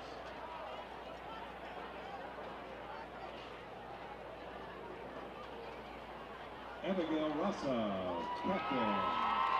The parents are Jessica and Brian Laker. She will attend Bowling Green State University. She plans to cheer in college and major in elementary education. Good luck, Abigail. Captain Sophia Gasparoni. Her parents are Tony and Oliver Gasparoni. She will attend either the University of Michigan or Michigan State University and plans to cheer in college, majoring in biology and clinical research. Sophia Gasparoni. The next senior, Eva Youngberg, also a captain. She's the daughter of Christy and Scott Youngberg. She will attend either UCLA or Florida State University, majoring in business. Eva Youngberg. Next is Kylie Dex. Her parents are Tracy and Jim Dex. She will attend Grand Valley State University and major in business. Kylie Dex. Angela Hyman. The parents are Christy and Chuck Hyman. She will attend Clemson University, majoring in psychology and marketing. Angela Hyman. Our last senior, Alyssa Brown, daughter of Debbie and Shane Brown. She will attend Central Michigan and plans to cheer in college. She will major in allied health, including speech therapy and occupational therapy. Alyssa Brown. And let's hear it for all of our cheer team seniors.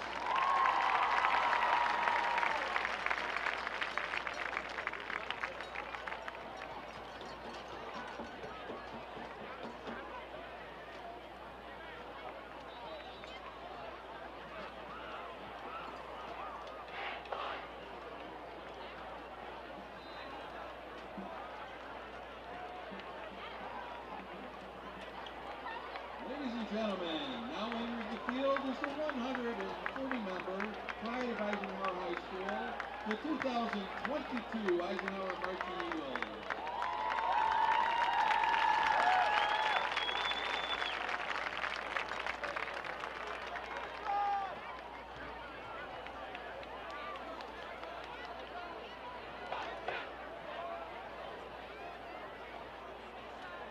We'd like to take some time to recognize our senior members of the Marching Eagles and thank them for their dedication to the band over the years. Seniors, please step forward. Let's give them all a big round of applause.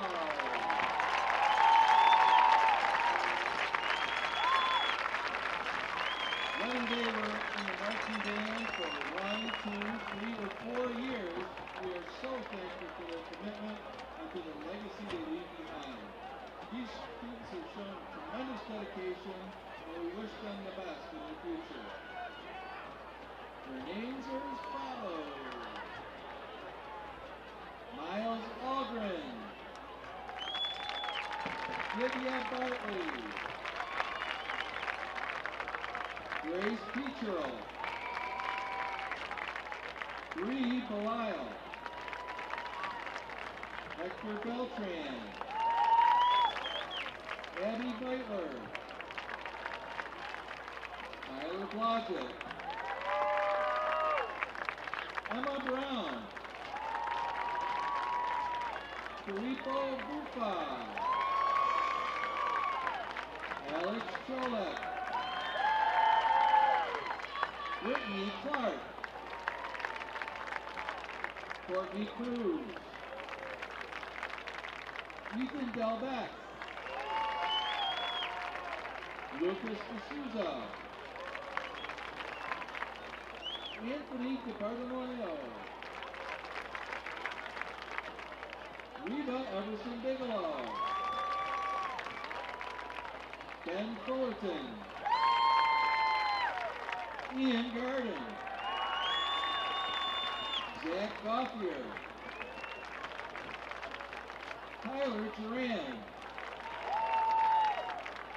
Alexis Gray, Caitlin Gray, Mallory Jones, Jonathan Kenyard, Emerson Lesperance, Olivia Markham, Sarah Malt, Ariel Maxwell, Peyton Mazurek, Alexis Mahalko, Kevin Pilchewski, Raya Paniker, Kayla Prstolski, Brad Reschke, Ryan Steamers, Rosaria Seriaco, Justin Turney, Jen Upcott, David Walters, Audrey Westerfield, and Austin Williams. Please give a big round of applause for all of these senior marching Eagles. Now let's have everybody up. This is your Eisenhower fight song, led by the senior class.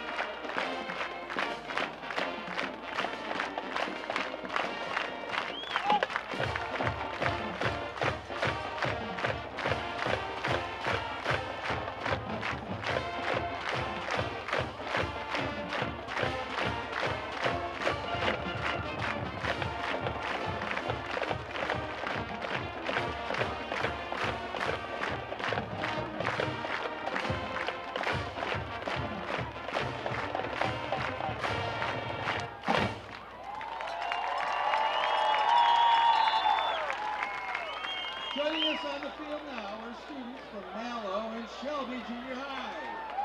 Please welcome them to the field. Our first combined tune is from a collaboration of two pop artists.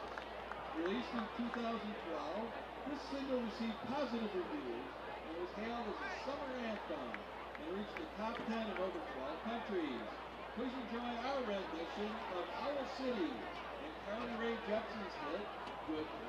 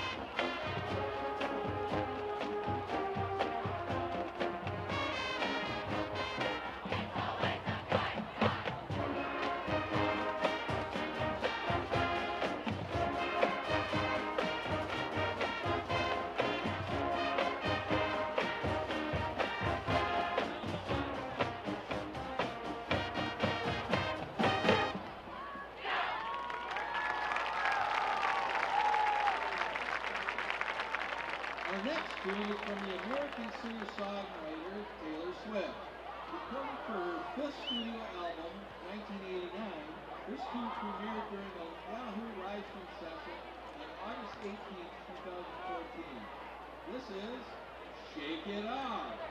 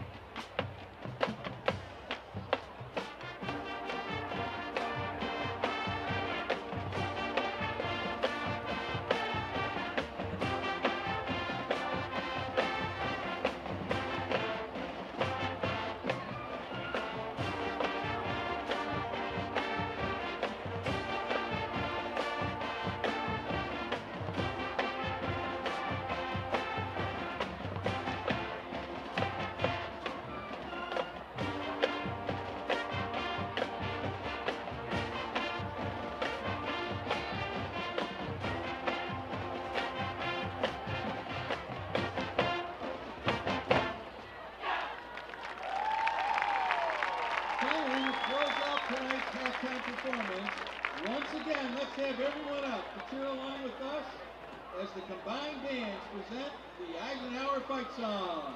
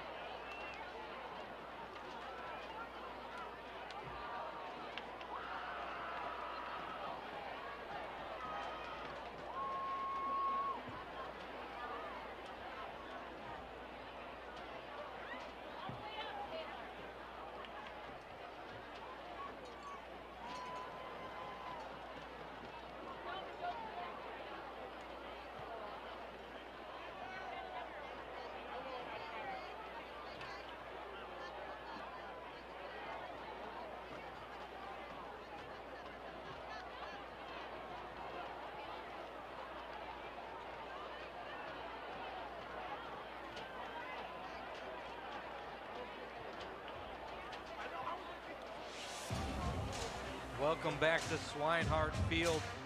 A great game in the first half. The Eisenhower Eagles 21, Romeo Bulldogs 14. Let's take a look at some first half highlights. Yeah, early on it was Romeo getting things started, moving the ball downfield.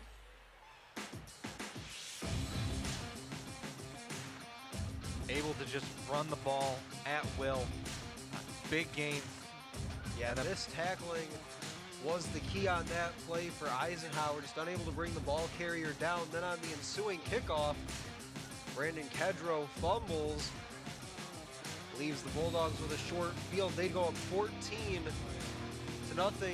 later on in the half, but back comes Eisenhower, 21 unanswered to end the half, and it started with this possession as Crum finds Temple over the middle for the touchdown. Did well at times in that second quarter, extending plays as you saw there. Hit Temple again over the middle. And that set up Christian Johnson for the score. Then back again comes Eisenhower. Bills using all of his lengthy frame to go up and get that ball. And Johnson again putting the ball in the end zone. 21 unanswered, excuse me, from this Eagles team. And this has been an exciting game from the jump here tonight. A great game here at Swinehart Field. Thank you for joining us for second half of action. My name's Chris Wright alongside Stephen McDonald. We are just about ready to get underway for the second half. Christian Johnson with 2 touchdowns, as you saw in the highlights. Temple with the touchdown reception for 21 points for the Eagles. And then number 5, Santino Pozzolo for the Bulldogs with a 28-yard run. And then a pass to DJ Phillips for another touchdown. 21-14. One big thing, and it so far has been that drive of the game, was after that fumble, the Eagles defense was able to get 4 plays and get out of that pickle, able to get off the field. And especially it was following a touchdown by the Bulldogs. Yeah, especially even during that 21 unanswered run to end the half, the Eagles defense came up big for them during that run, allowed their offense to do what they did. Kickoff goes into the end zone for a touchback.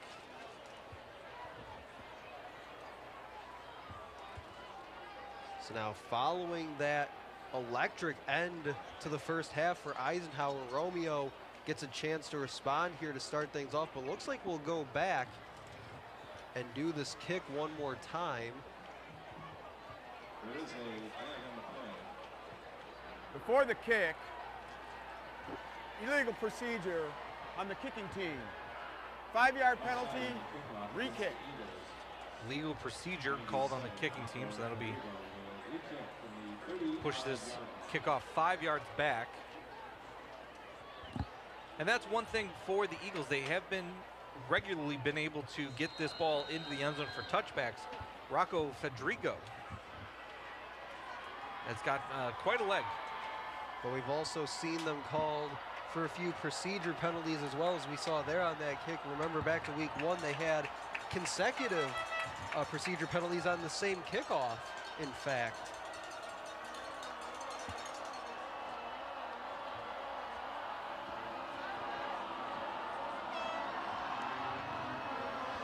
This kick is away. It'll be caught at the 25-yard line. And a 10-yard run back. The Bulldogs will get started. And again, an important possession to start half number 2 here for the Romeo Bulldogs. Seemingly had all the momentum the first quarter and maybe 3-4 minutes of that first half, but then Eisenhower just came roaring back that final 7, 8, 9 minutes of that first half. So now they have the crowd on their side. They had a chance to sit around for a little bit at the half. Got to get that crowd back into it here to start the second half. 1st and 10 now at the 35-yard line. He'll fake the handoff pass over the middle. Out of reach for Jake Watson, and a dropped interception from Brandon Kedro. Teammates giving him a little dap on the helmet. And I think Roberson has to be actually glad that ball was tipped by the receiver. That was an easy interception right at Kedro, the safety. The Bulldogs have a couple big players, I'm meaning large players, who are out there catching passes. Jake Watson there, one of them. Roberson takes the snap, he'll hand the ball off up the middle, and nowhere to go for the running back, Santino Palazzolo. That was Giovanni Rowe, 54 in blue, the junior.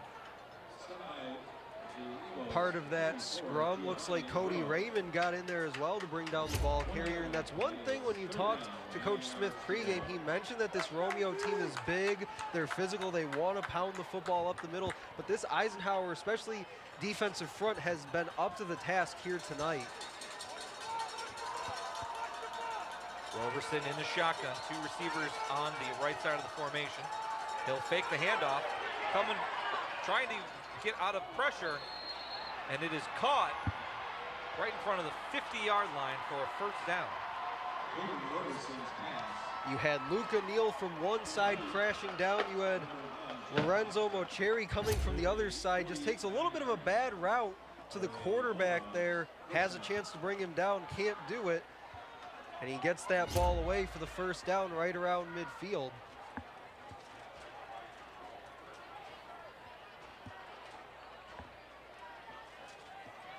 Ball at the 49-yard line, 1st and 10 for the Bulldogs. Roberson takes the snap. He'll hand the ball off. Palazzolo is able to get past the line of scrimmage, and he'll get about 4 on that carry. Bring up 2nd down and 6. Nice vision by Palazzolo, as you see on this run.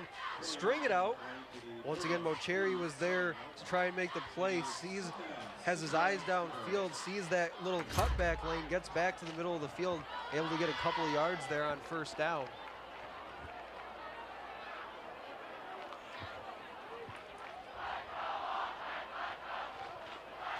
Second down and 6 now.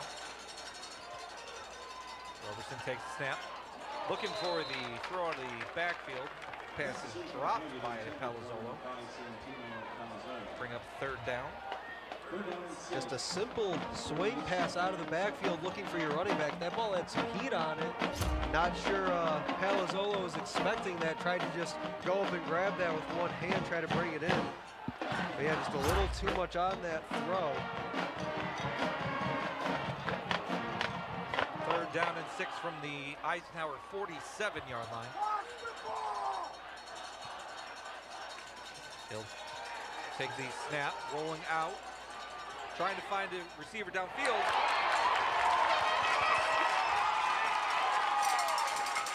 See what the ruling is. They're going to say 4th down. And what a play, even with the incomplete ruling. I guess he stepped out before he had control of it, but what a play by Tayshawn Terrell. Almost looks like he took it away from the receiver on that play. A big 3rd down stop for this Eagle defense.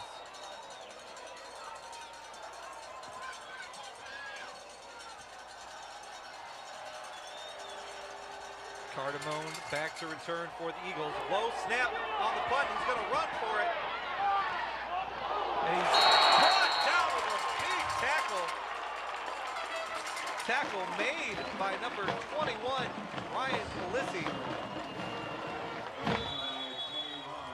A bad snap. Play breaks down. Kicker just has to take off and run. Giovanni Rowe gets lit up in pursuit of the punter, but the Eagles get the last laugh. They'll get the turnover on downs essentially because of the failed punt. Looks like we got a injured Bulldog on this side of the field. Looks like both teams are taking a look at him. And that is exactly how you want to come out if you're Eisenhower, coming out from the locker room. All the momentum on their side here right now. It would be very easy to say that you lost all that momentum going into halftime, but a big defensive stop is able to get it right back.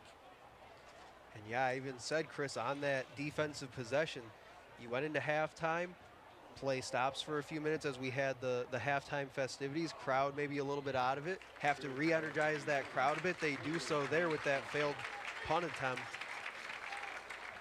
Looks like number 28, Alex Foster, be helped off the field. Yeah, he was the punter on that play, took a big hit, trying to just make something out of nothing on that low snap. Definitely hope he's all right. Now the Eagles are going to take over from the Bulldog 48. Great field position to start this drive.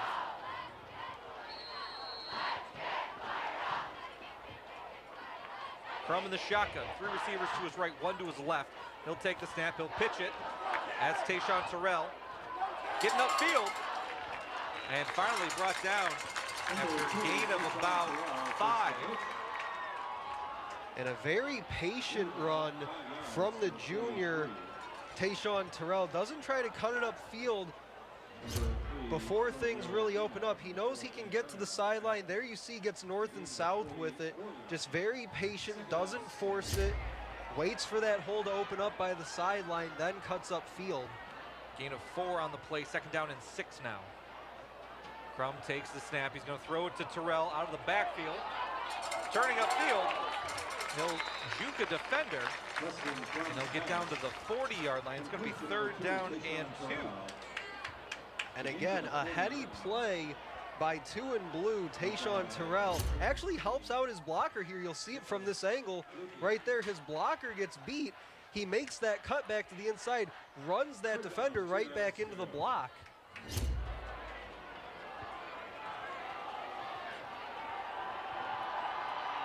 Luka Neal in motion. Crum will hand the ball off to Terrell, and he is stopped at the line of scrimmage.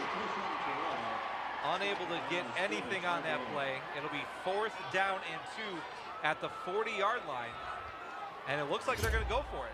The linebacker just comes streaking through the gap to stop Terrell before he gets started. Crum is now going to go into a punt formation, and he will pooch this ball, heading out of bounds. And let's see where they say it went out. Looks like they marked it about the 10, maybe 11-yard line.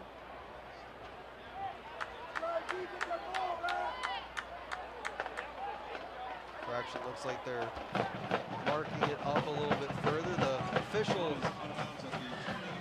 further back downfield looked like he stepped out to about the 10. But it does go to the 25. It'll be 1st down and 10 for the Bulldogs.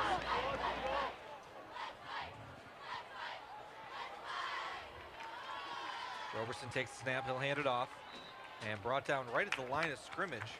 Number 13, Anthony Lomakowski. Do you think that was the right call on 4th down?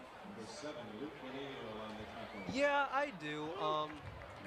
I can see them going for it, Eisenhower just a moment ago, but I also don't mind the decision. Try to pin them back deep. Your defense has played exceptionally well here as of late, as we have an injured player down on the field. Can't quite see the number. While we have a moment, the broadcast of today's game is a copyrighted presentation of the Michigan High School Athletic Association and Shelby TV. No reproduction, retransmission, or other distribution of the descriptions or accounts of this game may take place without the express written consent of the MHSAA and Shelby TV. Yeah, you're right, Chris. Going back to what you said about possibly going for it there on 4th and short, I would have definitely agreed with going for it there. I think Joe Youngblood would have liked to have gone for it there, but again, you have all the momentum on your side right now. Your defense has played really well, especially stopping the run. Why not pin them deep in their own end? Let your defense go out and do what they do.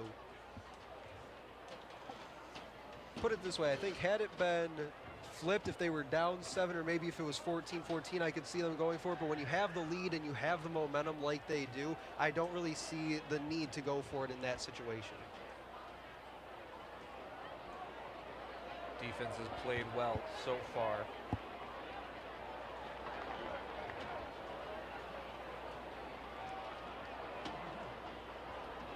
Players still getting worked on the field.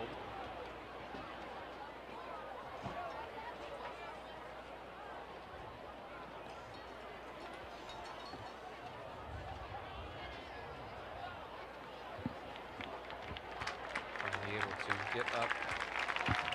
Number 21, Ryan Polisi. For the Eagles, 21, Ryan Polisi. Only able to hop on one leg here. Ooh, looks like a non-contact as well. Yeah, just tried to put his foot in the ground. Left calf. And just pulls up. One of the senior leaders on this team. Yeah, he's definitely made plays here this season. We called his name a couple weeks ago, had one of those turnovers leading to a score for this Eagles defense.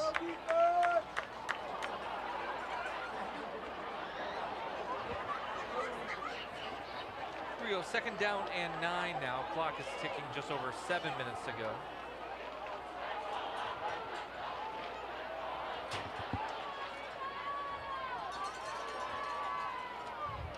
Roberson takes the snap. He'll hand the ball off.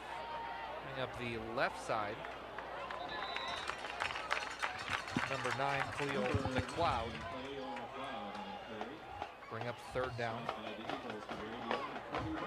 Good to see McLeod remains in the game. I believe he went down earlier in our contest. But again, Eisenhower doing well up front, handling this Romeo rushing attack. You'd like to see them maybe try to run something outside or attack this Eagles secondary at some point in time. They did a couple times, tried some deep looks in the first half. Haven't seen them do that quite yet here in the third quarter. Third down and 5 now for the Bulldogs. Roberson takes the snap, looking to throw. He's going to throw this ball deep. He's got Phillips wide open, able to make the catch, falling backwards. And you know what, Chris? Going into that play, I was about to say they had DJ Phillips lined up on 15, Luke Myers at the bottom of the screen. He had a ton of room that he could work with. Looks like Eisenhower was in a bit of a zone. They don't communicate on the back end, and that leads to the big play. Roberson now quarterback keeper, and he'll push the line of scrimmage. Taking Roberson into the line. Bring him about second down and 6 now. So whatever I saw a few plays ago, the offensive coordinator for the Bulldogs saw as well, as they took that deep shot to Phillips. And again, they'll get the Eagles to jump offside. I believe that's number 4 for them on the night. Before the play, dead ball, offside, defense. A 5-yard walk-off to the 9-yard line. It is second down, 1 yard to go. It'll be second down and 1 now after that penalty. Like you said, the 4th offside penalty called against this Eagle defense tonight. And especially after the big play, you give them an extra 5 yards now on top of that.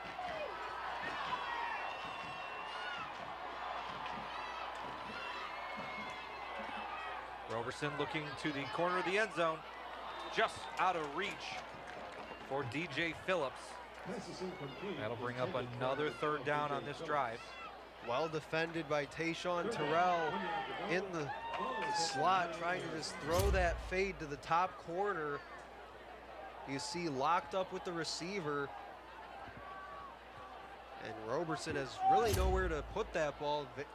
Almost no window to fit that ball into. Third down and 1 now. Ball on the 9-yard line. It's man in motion, hands off, up the middle. And they're able to get the first down.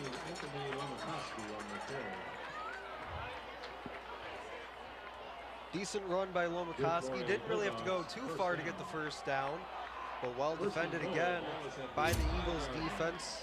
Not giving up much more than just that yard or 2 for the first down. First and goal from the 5-yard line. This is right where this Bulldog offense wants to operate. Roberson takes the snap, he'll hand it off, and into the end zone for a touchdown. That's Khalil McLeod, 5-yard touchdown run, and they are an extra point away from tying this game up. An excellent answer by this Romeo team here in the third quarter. We talked about 21 unanswered by Eisenhower after being down 14-0 to start. Romeo comes right down the field. They did it their way, running the football. They did get helped out by that big passing play to DJ Phillips. A breakdown in coverage by the Eagles secondary allowed that to happen.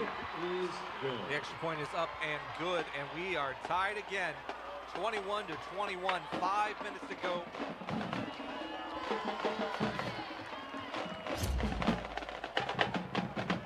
You see here the big pass to Phillips. And then the touchdown run by McLeod, the senior.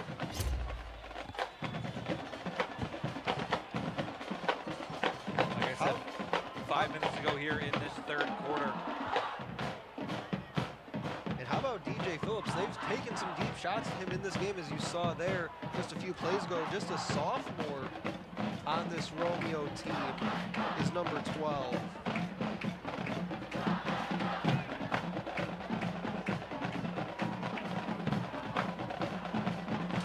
One thing that this Eisenhower defense has got to get under control are these offsides that they've been called now, like we said, 4 times in this game.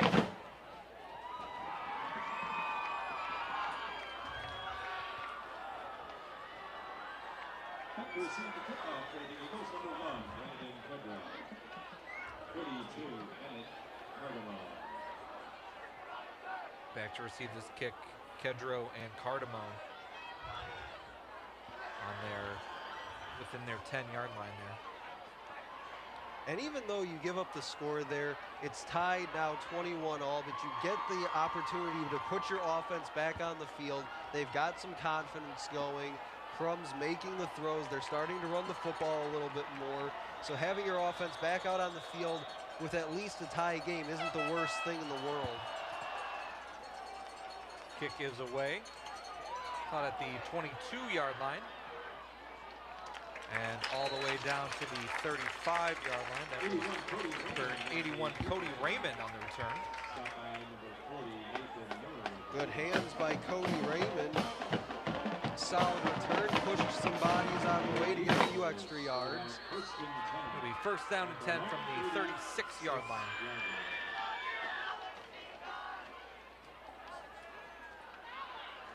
They'll send Temple and Anil out to the top of the formation, see if they go that way. Crum looking the other way, caught. Hayden Bills, the junior, with the catch. Once again, a quick 5-yard throw. Yeah, looks like Joe Youngblood just taking that 5-6 yard completion. If it's going to continue to be there, that's something that Romeo will have to make an adjustment at some point in time. Can't just let them move this ball down the field like that. Second down and 4. Crum takes a snap. He's going to look deep now. And there is a flag. It looked like they were waiting. Pass intended for Bill.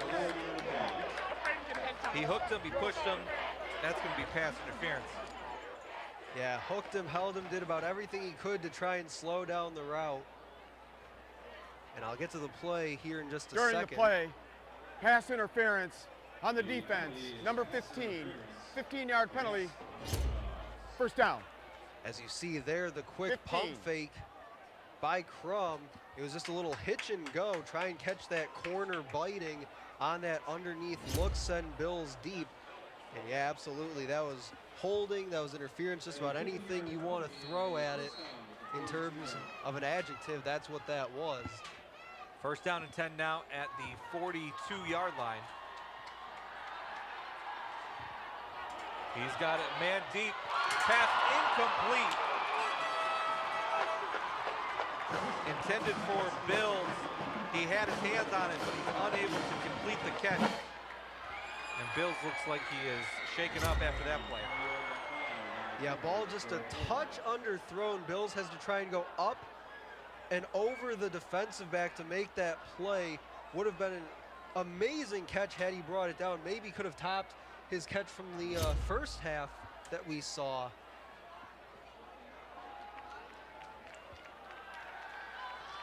Crum takes the snap, looking left to get his man caught.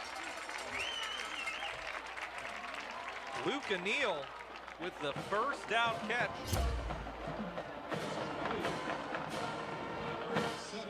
Crum does well, leading him to the sideline. Maybe just a touch overthrown on that ball after the underthrow on the last play, but results in a first down all the same. First down and 10, ball at the 26-yard line now. 2 receivers to the right, 2 to the left. Crum takes the snap. He's looking to his right. He's going to roll out to his left and keep it himself. Number 11, Preston Crum on the keeper. There is a flag. We're going to get a flag on the play. It's going to be holding.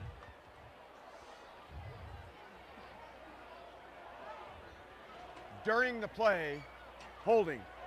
Offense, number 77, 10-yard penalty from the spot of the foul. Correction. 10-yard penalty from the spot of the foul. First down. First down. So holding is the call there. So bring up.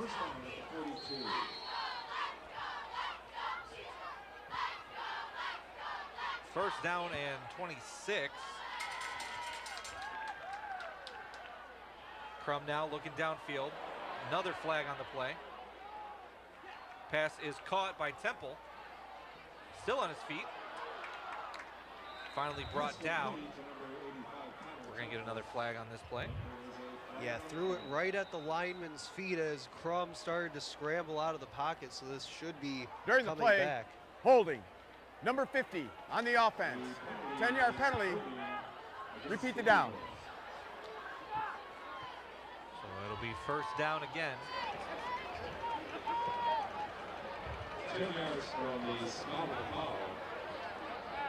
That's the ball to the 43-yard line of the Eagles.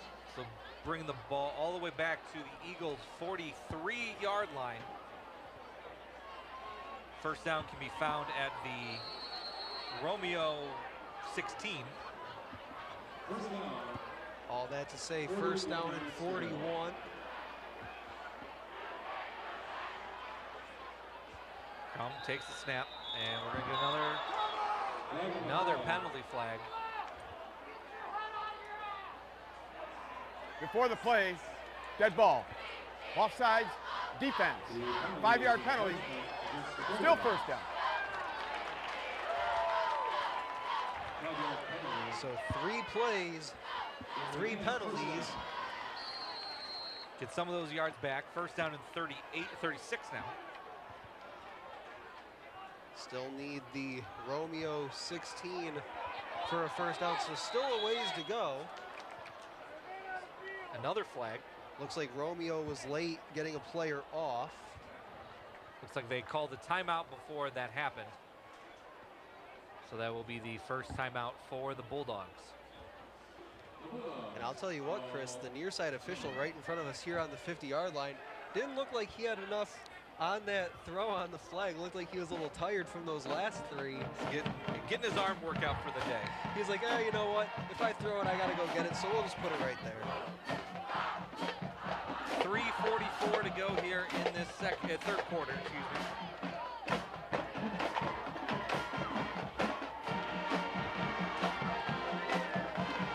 Game tied up 21-all.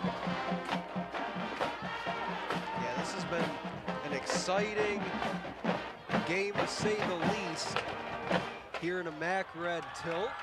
Eagles looking for their first win in Mac Red play of the year after falling last week.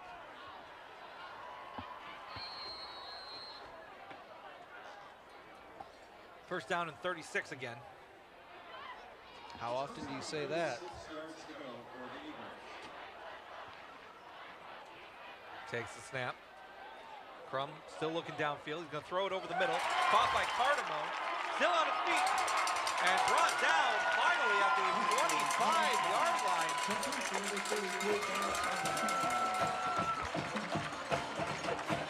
Excellent job by the offensive line, buying Crum some time. See, steps up in the pocket. Romeo in a bit of a zone there. Cardamone just comes straight across the middle of the field, finds that opening between the coverage, and Crum hits him with the pass. 26-yard pass. It's now 2nd and 10. Crum looking for the end zone. No! Dropped by Anil.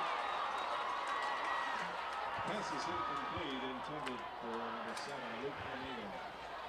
Luke Anil had it in his chest, unable to bring it in. And that's one of those, if you throw that route 10 times, Anil catches it 9, and Unfortunately for Eisenhower, that's the one that he let get away. It's going to bring up 3rd down and 8. The ball is on the 24-yard line of the Bulldogs.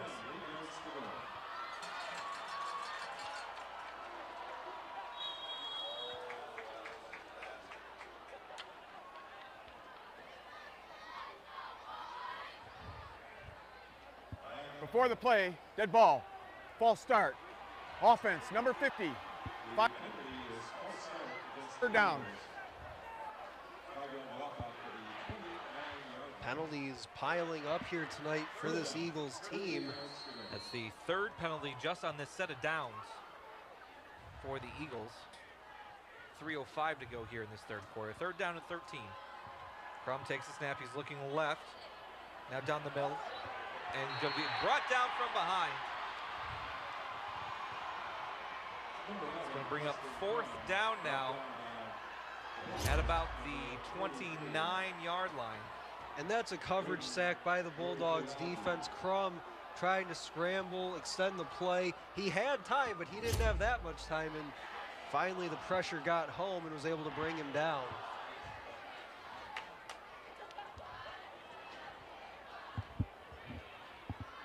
Looks like the offense is going to come back out here. 4th down and 13. 4th down, 13 yards to go. Crum takes the snap, rolling out to his right. Some pressure coming from behind. He's going to throw it. Intercepted. Pass was intercepted by the Bulldogs. And the Bulldogs are going to take over. Owen Youngblood with the interception. Yeah, as you take another look, pressure coming from the backside, that internal clock in Crum's head saying, okay, I'm running out of time, I'm getting close to the sideline, I have to let go of this ball. And you know what, Chris, I think if it wasn't 4th down in that situation, he probably just throws that ball away. But it's 4th down, you have to go make a play, and he throws the interception there. The defensive back jumps the route. It is better than an incompletion, though. The Bulldogs will start on the 21-yard line. You're absolutely right, does back them up a few yards at least. Roberson hands this ball up the middle.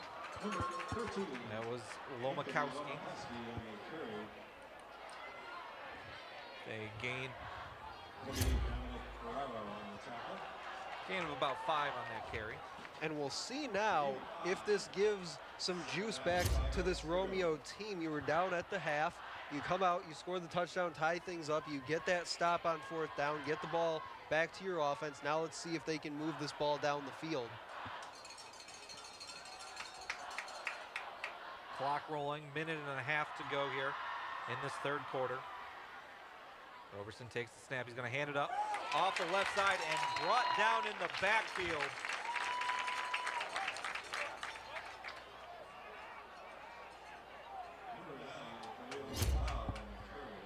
Excellent job by the Eagles penetrating into the backfield, not allowing any room for McLeod to even try to get upfield. There was a ton of blue shirts in that backfield in a hurry. Looks like we got an injured Bulldog player, number 72, Nathan Joseph, the offensive lineman.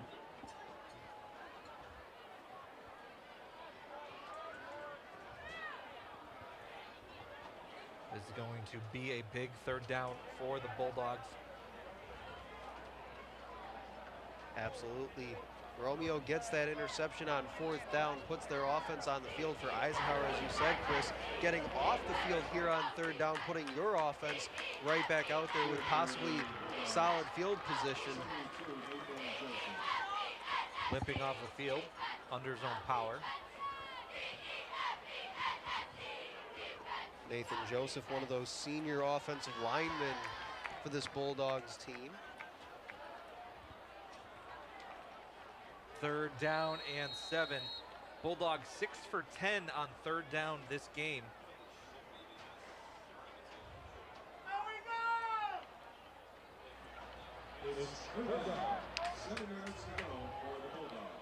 Looks like they'll send a couple of receivers to the top of the formation, possibly look to throw something out that way.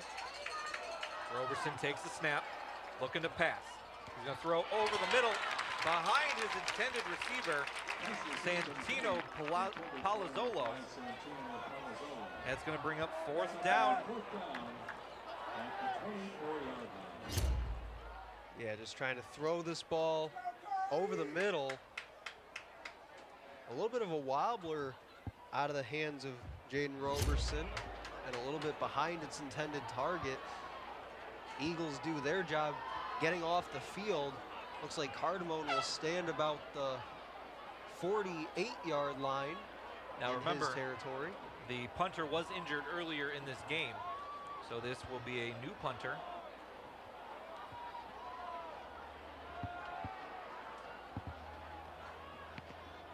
And it goes off the side of his foot, lands at the 35 and rolls out to the 40-yard line, where the Eagles will take over. Just under a minute to go here in this 3rd quarter.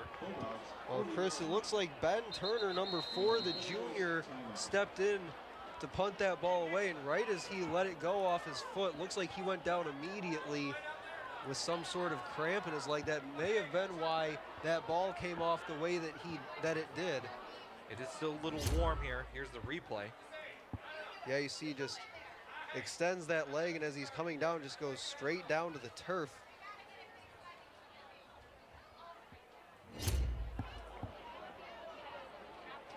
Looks like he'll jog off under his own power. Short field for the Eagles offense and Preston Crum. They will take over at the 40-yard line. One thing they got to watch out for, they got to watch out for penalties. Stay away from the penalties, be able to drive this ball, as we've seen all game. Those 5-6-yard throws, just able to move this ball down the field, see what they're able to do. Yeah, when this offense has been able to stay on schedule and stay in front of the sticks, they have moved the ball this last quarter and a half or so of this game. But when they start getting penalties, like you said, Chris, that really condenses the playbook and what you're able to do. 2 receivers to his right, 1 to his left. Crum looking to the right. Cardamone catches it in the flat.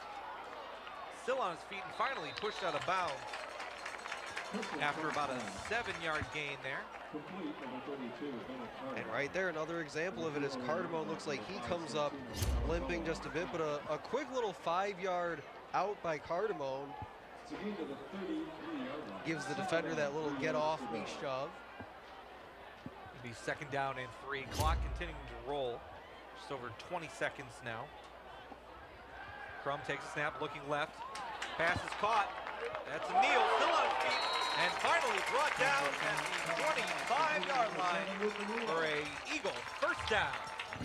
They go quick out to Cardamone to the top of the screen. They go quick out the other way to a kneel to the bottom of the screen. Looks like we'll get one more play in before the quarter. Crum takes the snap, looking to his left in the end zone. Passes.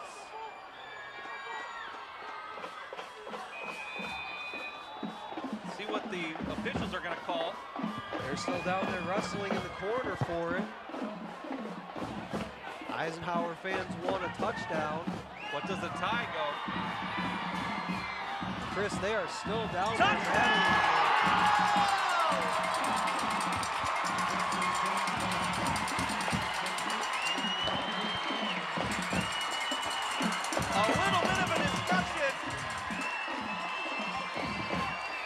A little bit of a discussion, and the officials finally call a touchdown. Hayden Bills fighting for that with, that was number 3, Giorgio Rapino. 25-yard touchdown pass. Crum to Bills. And the extra point is up and good. And the Eagles take a 28-21 lead right at the end of the 3rd quarter. And take a look again at the throw from Crum. Corner of the end zone. Let's see who came down with it first. Looks like Ruffino came down with it first, but they had that little wrestling match in the corner of the end zone. You can see Ruffino turns over with it there. But they just kept going at it. Neither side wanted to give up on the play. And what would this game be? We've had some fireworks here, a lot of energy here tonight, as we've said, a pretty sold-out crowd here from Swinehart Field. But what would this game be without a little bit of little dramatics? Little dramatics, yeah. You know, shades of years ago, maybe about 10 years ago, the replacement ref game in the NFL. And while we have a moment here in this game before we get back to that exciting, dramatic action here between Eisenhower and Romeo, we'd like to shout out Esplendido Mexican Cuisine, a proud sponsor of Shelby TV for both Utica and Eisenhower football, now hiring for all positions on staff. They'd also help teaching a great work ethic to a lot of the local youth here in the community for the last 39 years. So again, shout out to Esplendidos for everything that they do, not only for us, but for the community as well. That's right. But yeah, going back, it was the Green Bay Seattle Seahawks Monday Night Football game. Ended on a tie like that. But the Eagles are the beneficiary of the call, and a 28-21 lead going into the fourth quarter. The kick is up. Caught at the 15. He's going to hand the ball off. He'll miss a tackle. And finally pushed out of bounds at about the 15-yard line. And Chris, I do not envy that end zone official making that call. He let those guys go for quite a while before making that final decision. And I know that wasn't an easy one. Did look like Ruffino came down with that football at first. But the final decision is 28-21 as we play on here in the fourth quarter now. Bulldogs going to take this drive from the 15-yard line. One receiver left, one right. Roberson takes the snap. He'll hand it up the middle. Still on his feet and finally brought down after about an 8 or 9 yard carry.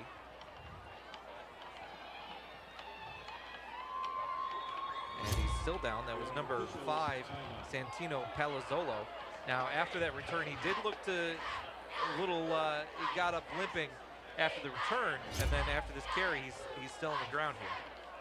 Yeah, solid run by Palazzolo. Eisenhower never really got to the ball until about 7-8 yards downfield, finally able to bring him down around the 25-yard line, but a solid run by Santino Palazzolo.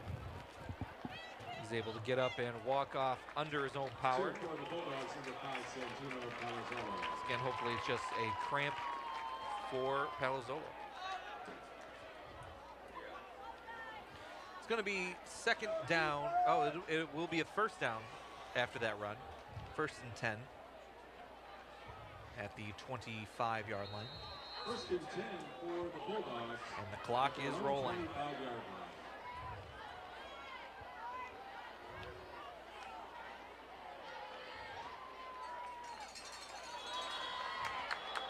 We're going to get a flag on this. Looks like false start against the offense. Before the play, dead ball. False start. Offense. Number 79. 5-yard penalty. Second down. That'll push it back to 1st and 15. Once again, a packed house here at Swinehart Field. Always great to see the student section every week with a new theme.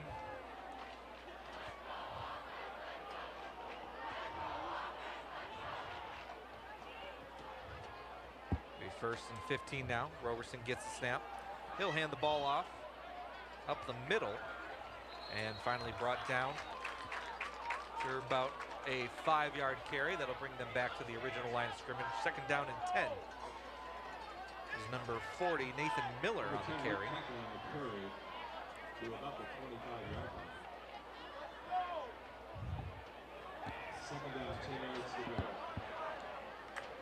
Yeah, not a lot of room given up by that Eisenhower defensive front on that run after the nice run before by Palazzolo.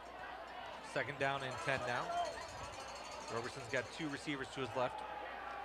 looking to throw, keeping his eyes down the field, and finally pushed out of bounds. Looks like he only got a yard on the run. This will bring up 3rd down. And Chris, one thing to note on this play is you see Roberson scrambling to the sideline. 72, Nathan Joseph behind the play went down along that offensive line. He went down a little bit earlier in this half, slow to get back up to his feet, came up limping, but looks like he'll stay in the game for now.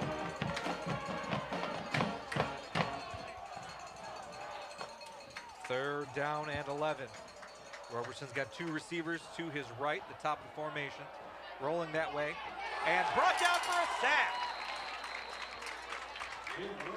For 23, Lorenzo Macheri, and there is a flag on the play.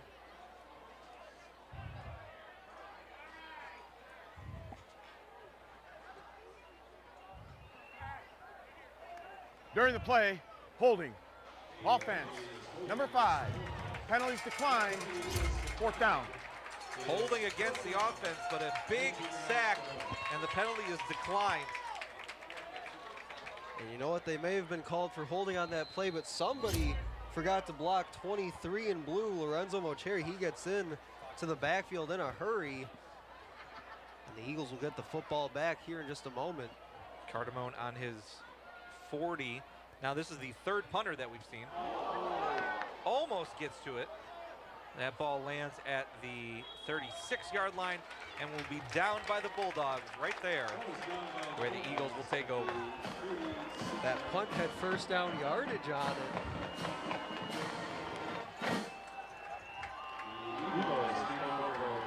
The chain gang doesn't even need to move for that one. No, maybe about a yard, 2 at most. But this is an 10. opportunity for Eisenhower to really put their foot on the gas here and put that pressure on Romeo. Potential to go up 2 scores here with just about 10 minutes to go.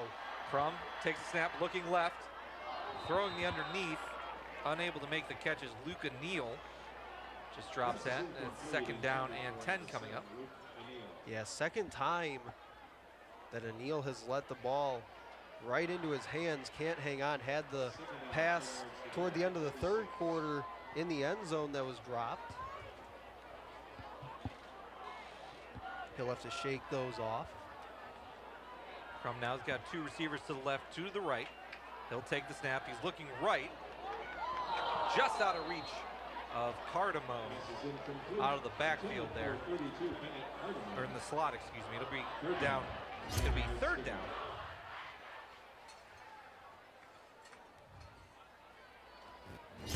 Yeah, again, a bit of an underthrow by Crum. Just threw it underneath the route. Cardamone tried to break back for the ball. Nearly a nice one-handed grab.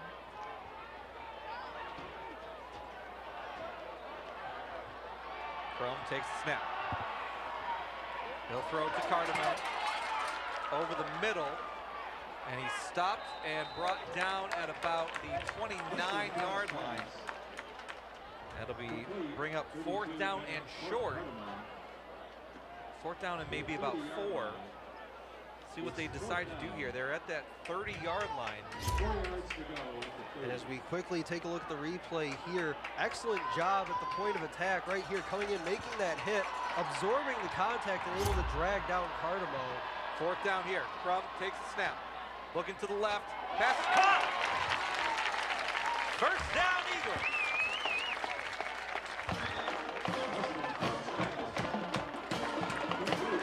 Somebody up here in the booth on the Bulldogs coaching staff not happy about that completion. We could feel that from up here in the booth. That was Hayden Bills. And Bills has been just what Crum has needed here tonight, using all of that lengthy frame to go up and get some of these catches. We're going to get a timeout called by the Bulldogs right before this 1st down play. That'll be their 2nd timeout of the 2nd half. Those are about to become gold. When you're down a score, your defense is on their heels, but we'll see what what's gonna happen here coming out of this timeout. Yeah, you said it. Defense kind of back on their heels right now. They don't want to go down 2 scores. So this defensive drive, very critical. You want to make sure everybody knows their assignment, everybody's on the same page, so you can try to get the ball back to your offense.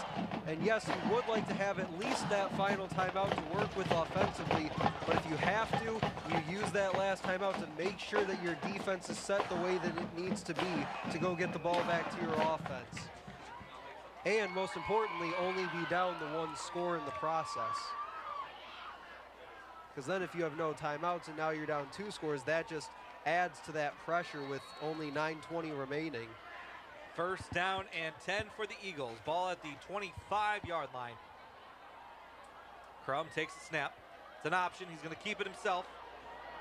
And he'll get maybe a yard on that carry. Justin Crum on the keeper. For about the 24-yard line. Bring up second down. They're going to say no gain on that carry. And that may have been an option run, but really the only option he was given was to keep that ball. They had 2 or 3 Bulldogs in the backfield ready to play that pitch if it was there. Bills will split out up high in one-on-one coverage. Crum takes a snap. He's looking left. He wants to go that way. Still looking downfield. Pressure's coming, and he's just going to throw this ball away.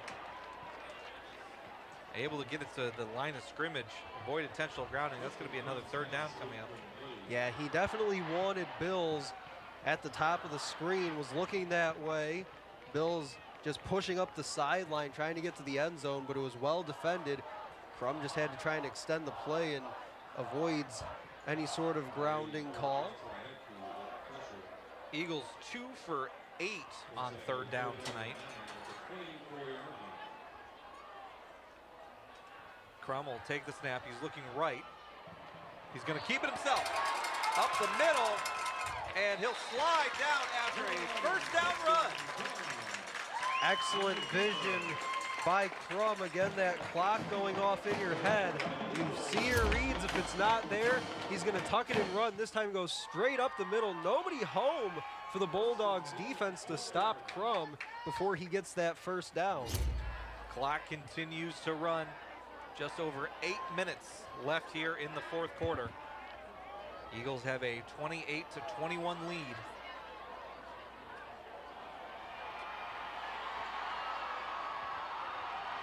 Looks like they're going with a 3 safety look in the secondary. Crum takes the snap. He'll hand it off to Christian Johnson. 33, Christian Johnson on the carry. That'll be a gain of about 3 or 4. Bring up second down and 6.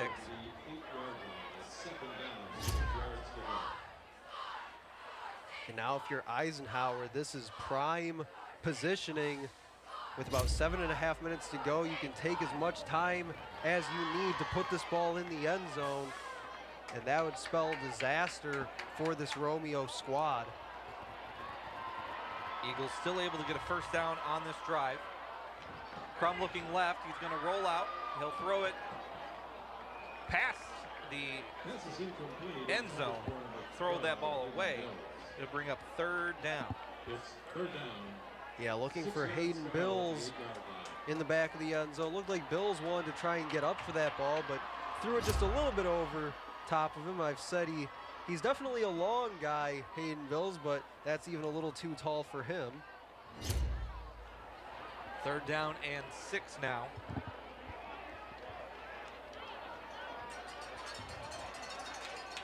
From his Christian Johnson in the backfield with him. It's an option. He'll pitch it to him. Christian Johnson down the lane.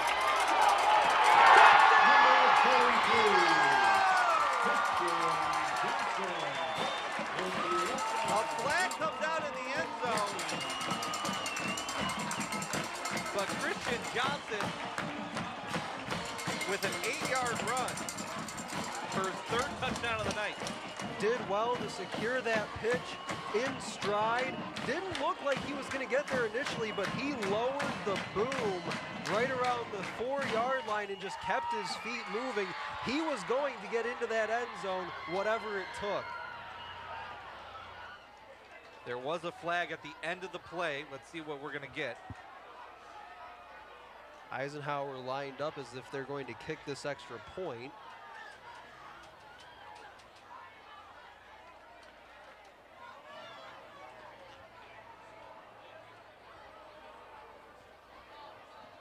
Official running to the Romeo sideline.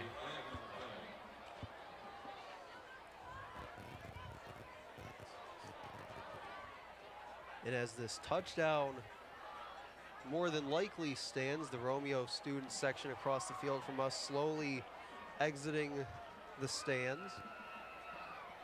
After the touchdown, dead ball, personal foul on the offense. Unsportsmanlike conduct. It's a 15-yard penalty, will be assessed on the next kick. So unsportsmanlike, a 15-yard penalty, but the touchdown does stand.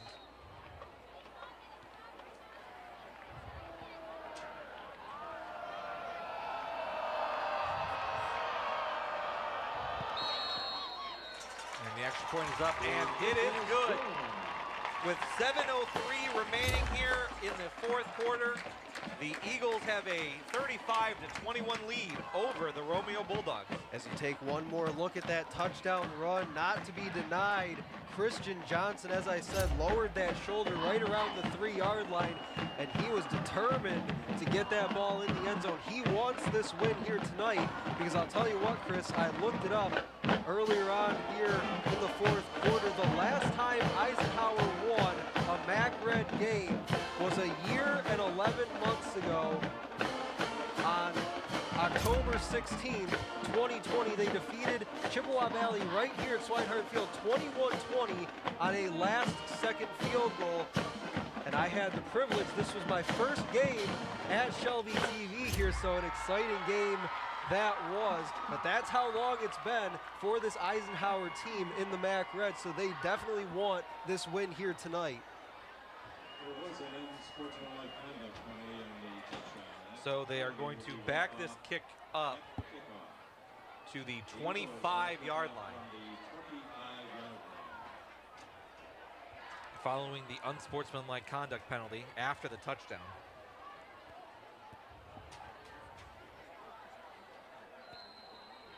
And Chris, if I remember back to that game a few years ago, I believe it was 17-7 possibly at the half, or 17-0 at the half. Eagles were down, and tonight we're down to start the game 14-0. Kick is away, caught at the 20. They'll hand it off. And brought down at the 30-yard line. That was number 2, Owen Youngblood, and he gets up limping. Yeah, he got upended on a low tackle, as you'll see it here. Got tripped up and just kind of came down awkwardly. Looks like he was trying to hurdle the defender.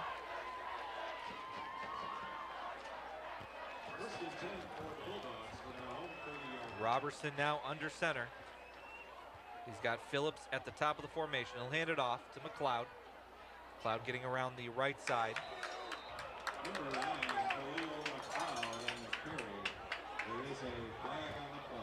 There's going to be a flag on this play, though.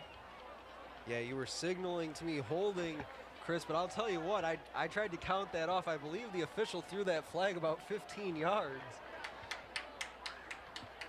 During the play, holding. Offense, number 75, 10-yard penalty from the spot of the foul. First down. Be a 10-yard call. You can see it on the replay right there. Yeah, they got Luca Neal just trying to disengage his block, try to get to the ball carrier. The right tackle not letting him do so. So this will be about 1st and 18. Ball's at the 22-yard line. Robertson under center, puts a man in motion. He'll take the snap. Looking to throw, just unable to find anybody. He'll run it himself and get a gain of about 3 or 4. Number 7, Jaden Robertson on the carry. To bring up 2nd down and 13. Yeah, those ends really came crashing in for Eisenhower, forced Roberson up the middle. Not a lot of room there. Tight formation, ball is on the ground. Eisenhower says that they have it. And they do. Eagle football. Looks like there goes that man again. Luca Neal comes off the bottom.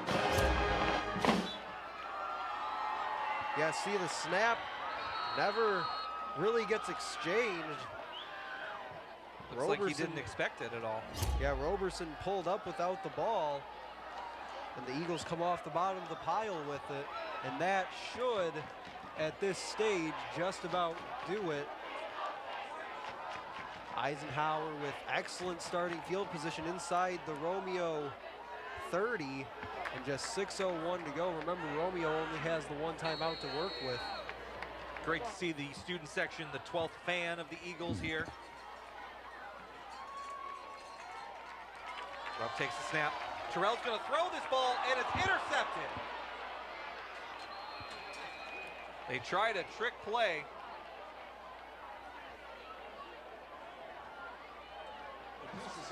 But Tayshawn Terrell throws this right to the defender, and the Bulldogs get the ball back.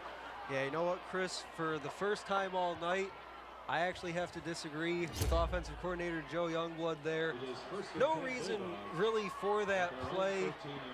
Just Romeo, just the one timeout. You had success on your last possession running the football with Christian Johnson. Just hand the ball off, try to kill as much clock as you can. Really just the play. I like the aggression, don't get me wrong, but I just feel like that was a bit unnecessary given the situation of the game currently. 1st down and 10 for the Bulldogs. Ball on the 13-yard line. They have a receiver to the top of the formation. Roberson takes the handoff. He's looking to throw.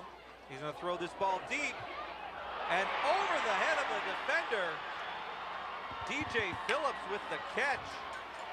A big play, and he gets up limping. And that right there is why I didn't like that call. You give Romeo's offense one more chance. You know they're going to try and move this ball down the field in a hurry because they only have that one timeout to work with. They take that early shot to Phillips, and right now they're about the 46-yard line on one play. Tight formation again for the Bulldogs. Put a man in motion, hand the ball off, running up the left side, and he gets brought down. Khalil McLeod on the carry. Gain of about 4 on that. It'll be 2nd down and 6. So clock is continuing to run. Or no, he was knocked out of bounds. So now if Romeo can score here pretty quickly, they still have that one timeout. Defense would need a stop, obviously. Robertson trips over his lineman. And he will lose 5 yards. And that will bring up another 3rd down for the Bulldogs. Yeah, tough stretch for this Romeo offensive line. Had the fumbled snap just a moment ago. Now Roberson tripping over his center's feet. Clock is running, under 5 minutes to go here in this 4th quarter. Here comes the student section.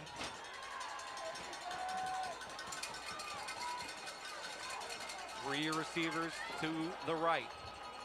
Roberson takes the snap. Looking that way, he'll throw it. Intercepted!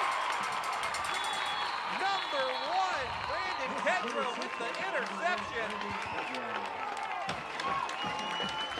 Yeah, it was a 2-deep safety look for the Eagles. In the secondary, Kedrow just hanging out back deep. Looks like they wanted a post route coming across the middle. Just sails it over the top of his intended target. Looks like he wanted Lomakoski, and Kedrow basically just had to stand there and wait for it like a center fielder. 4:31 to go here in this 4th quarter. And in the last minute 15 or so, we've seen the fumbled snap, the interception on the trick play, and now an interception right back by the Romeo Bulldogs.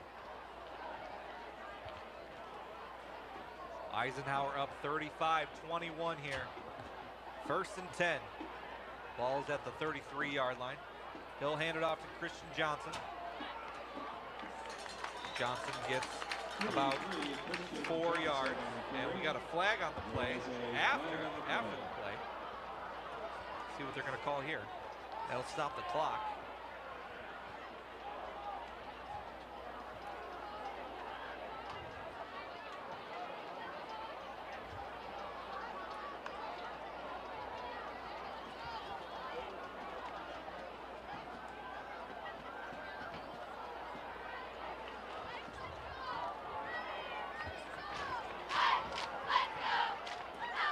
Dead ball, personal foul, offense.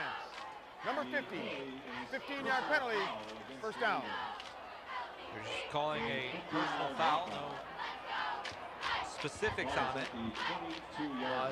Tell you, Chris, these officials here tonight have gotten a workout with all these penalties. I've now counted, looking down at your sheet, over 20 penalties called here in this game combined. So a bit of a sloppy game here between Eisenhower and Romeo. 2nd down.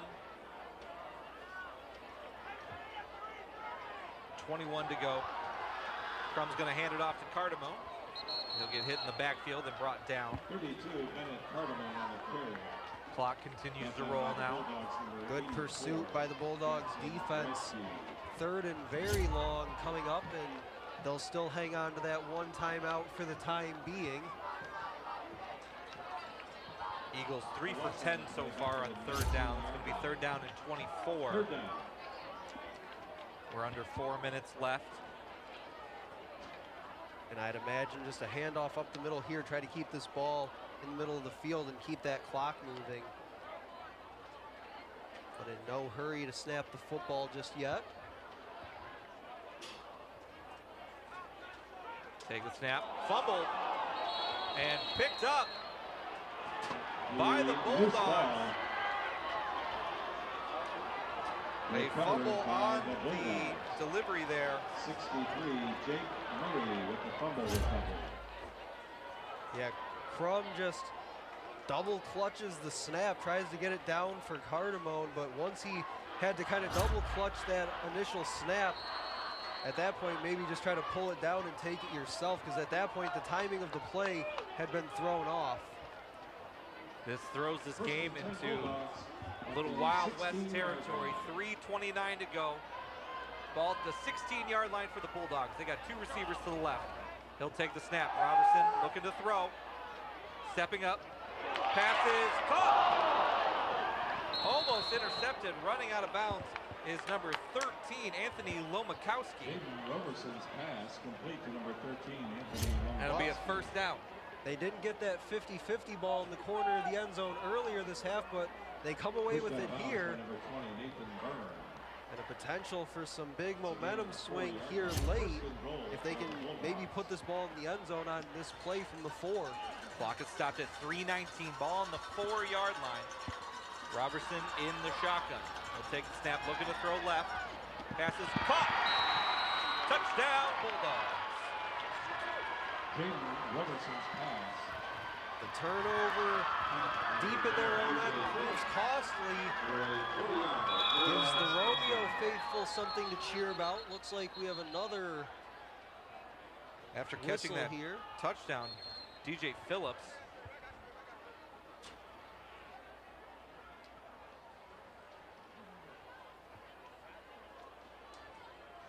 Phillips has done just about everything he can individually to keep his team in this game. You take one more look at the touchdown grab, just slips by the corner and goes up and gets it in the corner of the end zone. Has had some big receptions here tonight. He's got 2 touchdowns. Does DJ Phillips. And in the celebration seemed to come up with a little cramp. Yeah, we've seen that a few times here tonight, not necessarily on a touchdown celebration like that, but we saw the punter for Romeo earlier in the game. I believe it was their backup punter, kicked that ball away and then immediately went down, looked like with a cramp himself.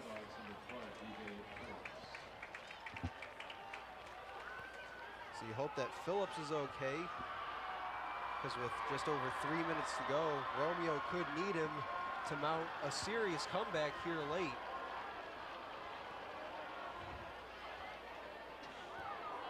Looks like they're going to go for 2. Now Roberson, but they're going to call a timeout. That is their final timeout of this half. Call timeout. It looked like they were lining up to go for 2, but they're going to think about it. And the decision to go for 2 could also be because of that situation with the kicking game. You've had a couple of kickers we've seen here tonight because of some of those injuries and things that have gone on earlier in our contest, so that could be part of the decision to go for 2 here.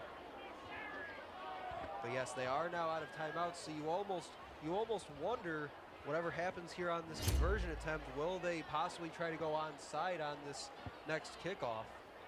Taking another look at that touchdown. And that's a pretty easy pitch and catch from Roberson to Phillips. I mean, he gets jammed at the line of scrimmage, but slips by that defender. Again, maybe thought he might have had some safety help over the top, but in that short of field position, usually you're just one-on-one out there by yourself.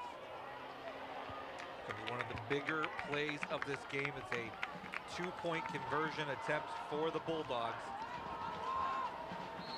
They'll come out in a tight formation. Roberson under center. He'll take the snap.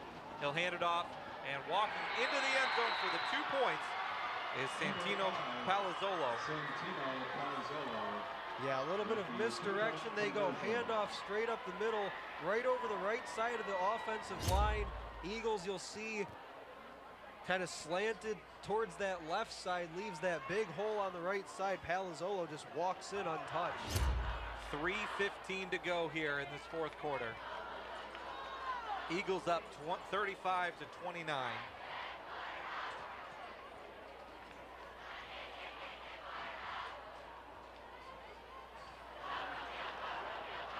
And the Romeo student section has stayed for this entire game here.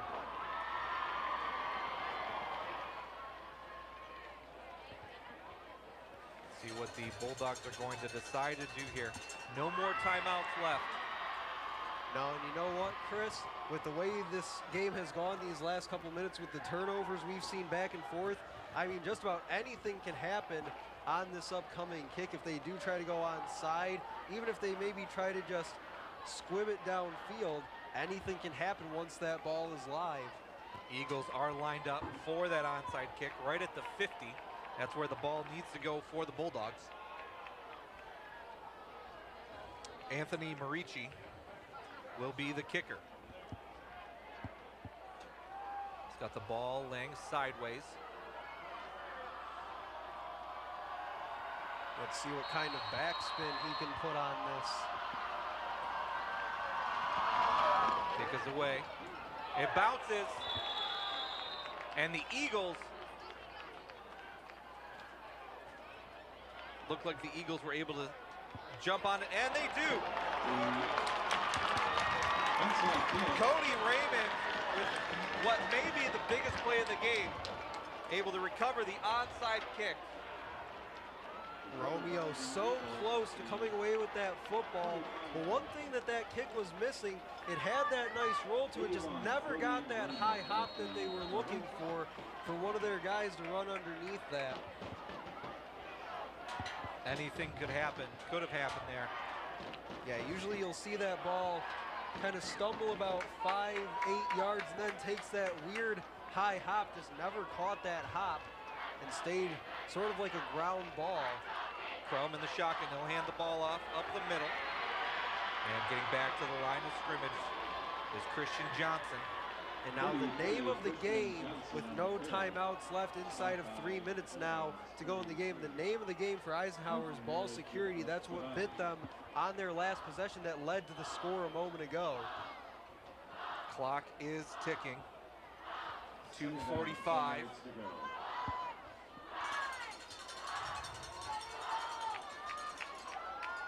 And the other thing, you don't want penalties either if you're Eisenhower, because that would stop the clock. Crum takes a snap. There's nobody for the handoff. He's going to keep it himself. and gets brought down. And he stayed in bounds. Staying in bounds. He wanted to hand that ball off to his right. Looked like Christian Johnson went to the left. But that was better that time from Crum. We saw that miscommunication, the botched snap previously that led to the fumbled handoff on the last possession. This time Crum does pull it down and run it himself at the very least, but he does lose several yards on that scramble. 3rd down and 18. So if they can get the stop, Romeo should get the ball back with just about a minute, maybe 45 seconds to go. Crum, option. Christian Johnson still on his feet. And finally brought down about the 38-yard line. Clock continuing to roll.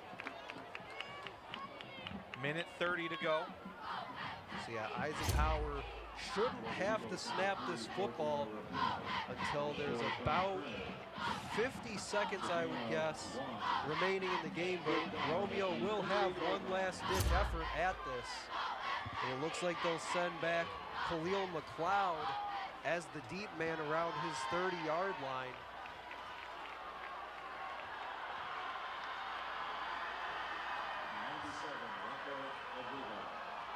Under a minute to go. Looks like we have an official right in the middle of the line of scrimmage, and that clock is rolling. And the Eagles are going to take a timeout at the last possible second,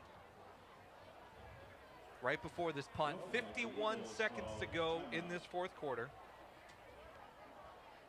Gotta say, Chris, I'm pretty proud of my math there, figuring out that it would be around the 50-second mark. Eisenhower electing to take the clock all the way down and use that timeout.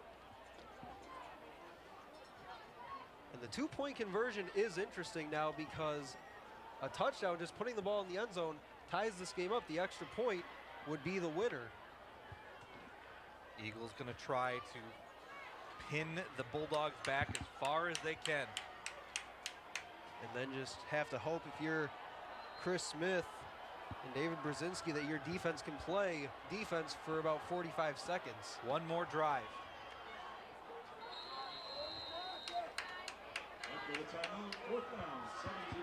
51 seconds to go.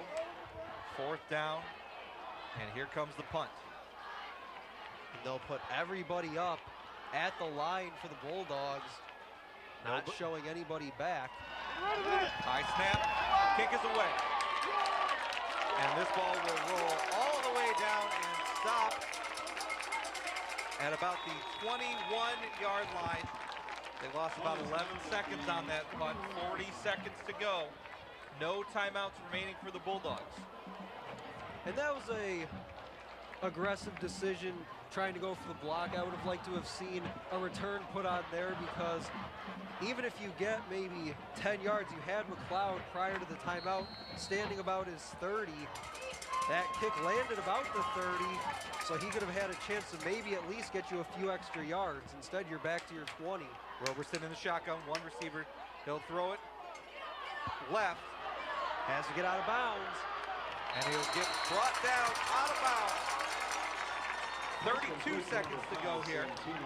It's going to be a gain of about 1 or 2. Yeah, that play taking about 6 seconds off the clock, only to get a yard of forward progress. They need to take shots down the field. I'd say in the next 2 plays, really, you need to be across the 50-yard line to really give yourself a chance. Roberson in the shotgun, 2 receivers to his right, 1 to his left. Timeout by the Eagles. Timeout called by the Eagles. And with that, should be no more timeouts. I think the Eagles still have 1 more. So 1 more in their pocket.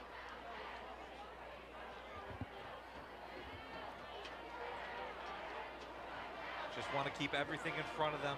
Just play defense as they can. They have to get all the way to the end zone. We are 78 yards away. 6 to tie, 7 would be the winner. And like I said, I think on these next 2 plays, you have to get something going down the field, take some chunks out of these next couple throws. I'd like to see them in the next 2 plays get over the 50-yard line. If you're Eisenhower, that's your goal. Keep them on this side of the 50 in these next 2 plays, and you're in good position. Good to see Ryan Polisi back on the field. The crowd coming alive.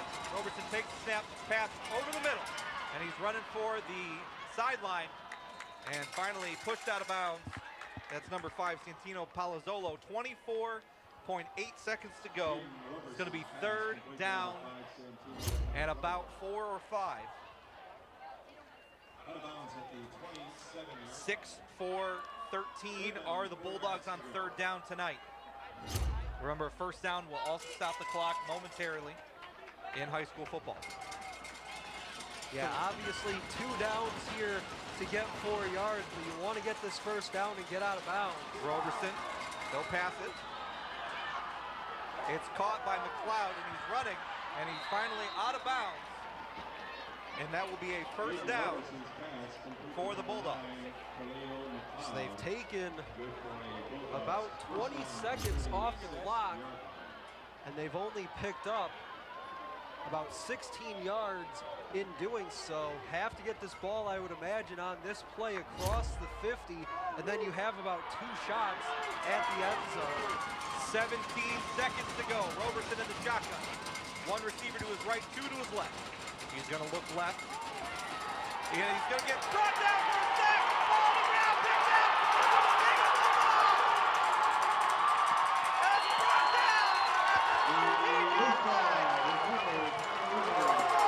And brought down. Let's go! Let's go!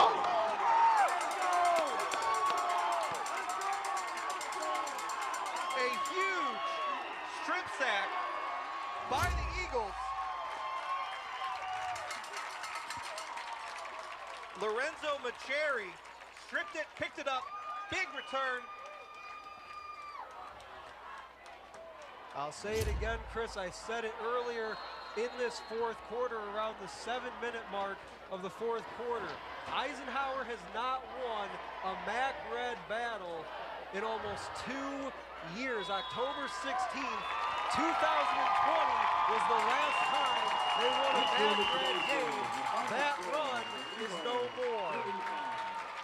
A huge game, a huge win. The number 4 team, according to Max Preps, Romeo Bulldogs, are going to go down to the Eisenhower Eagles, 35-29. What a game. Yeah, and you asked me earlier in the game, if they pulled this game off, is this a statement win? Now that it's here, it's happened, it's over, the clock is at 0. This is, in fact, a statement win for this Eisenhower team. I've said it time and time again, there are no off weeks in the MAC Red. To come out here on your home field, one of the top teams in the state of Michigan in Division I, the Romeo Bulldogs, you get the job done here tonight in front of your home crowd. This is a big-time win for this program. We want to thank you all for joining us here tonight from Swinehart Field. Your final score, the Eisenhower Eagles 35, the Romeo Bulldogs 29. For my broadcast partner, Stephen McDonald, I'm Chris Wright. Thank you for joining us. We'll be back next week for Utica football.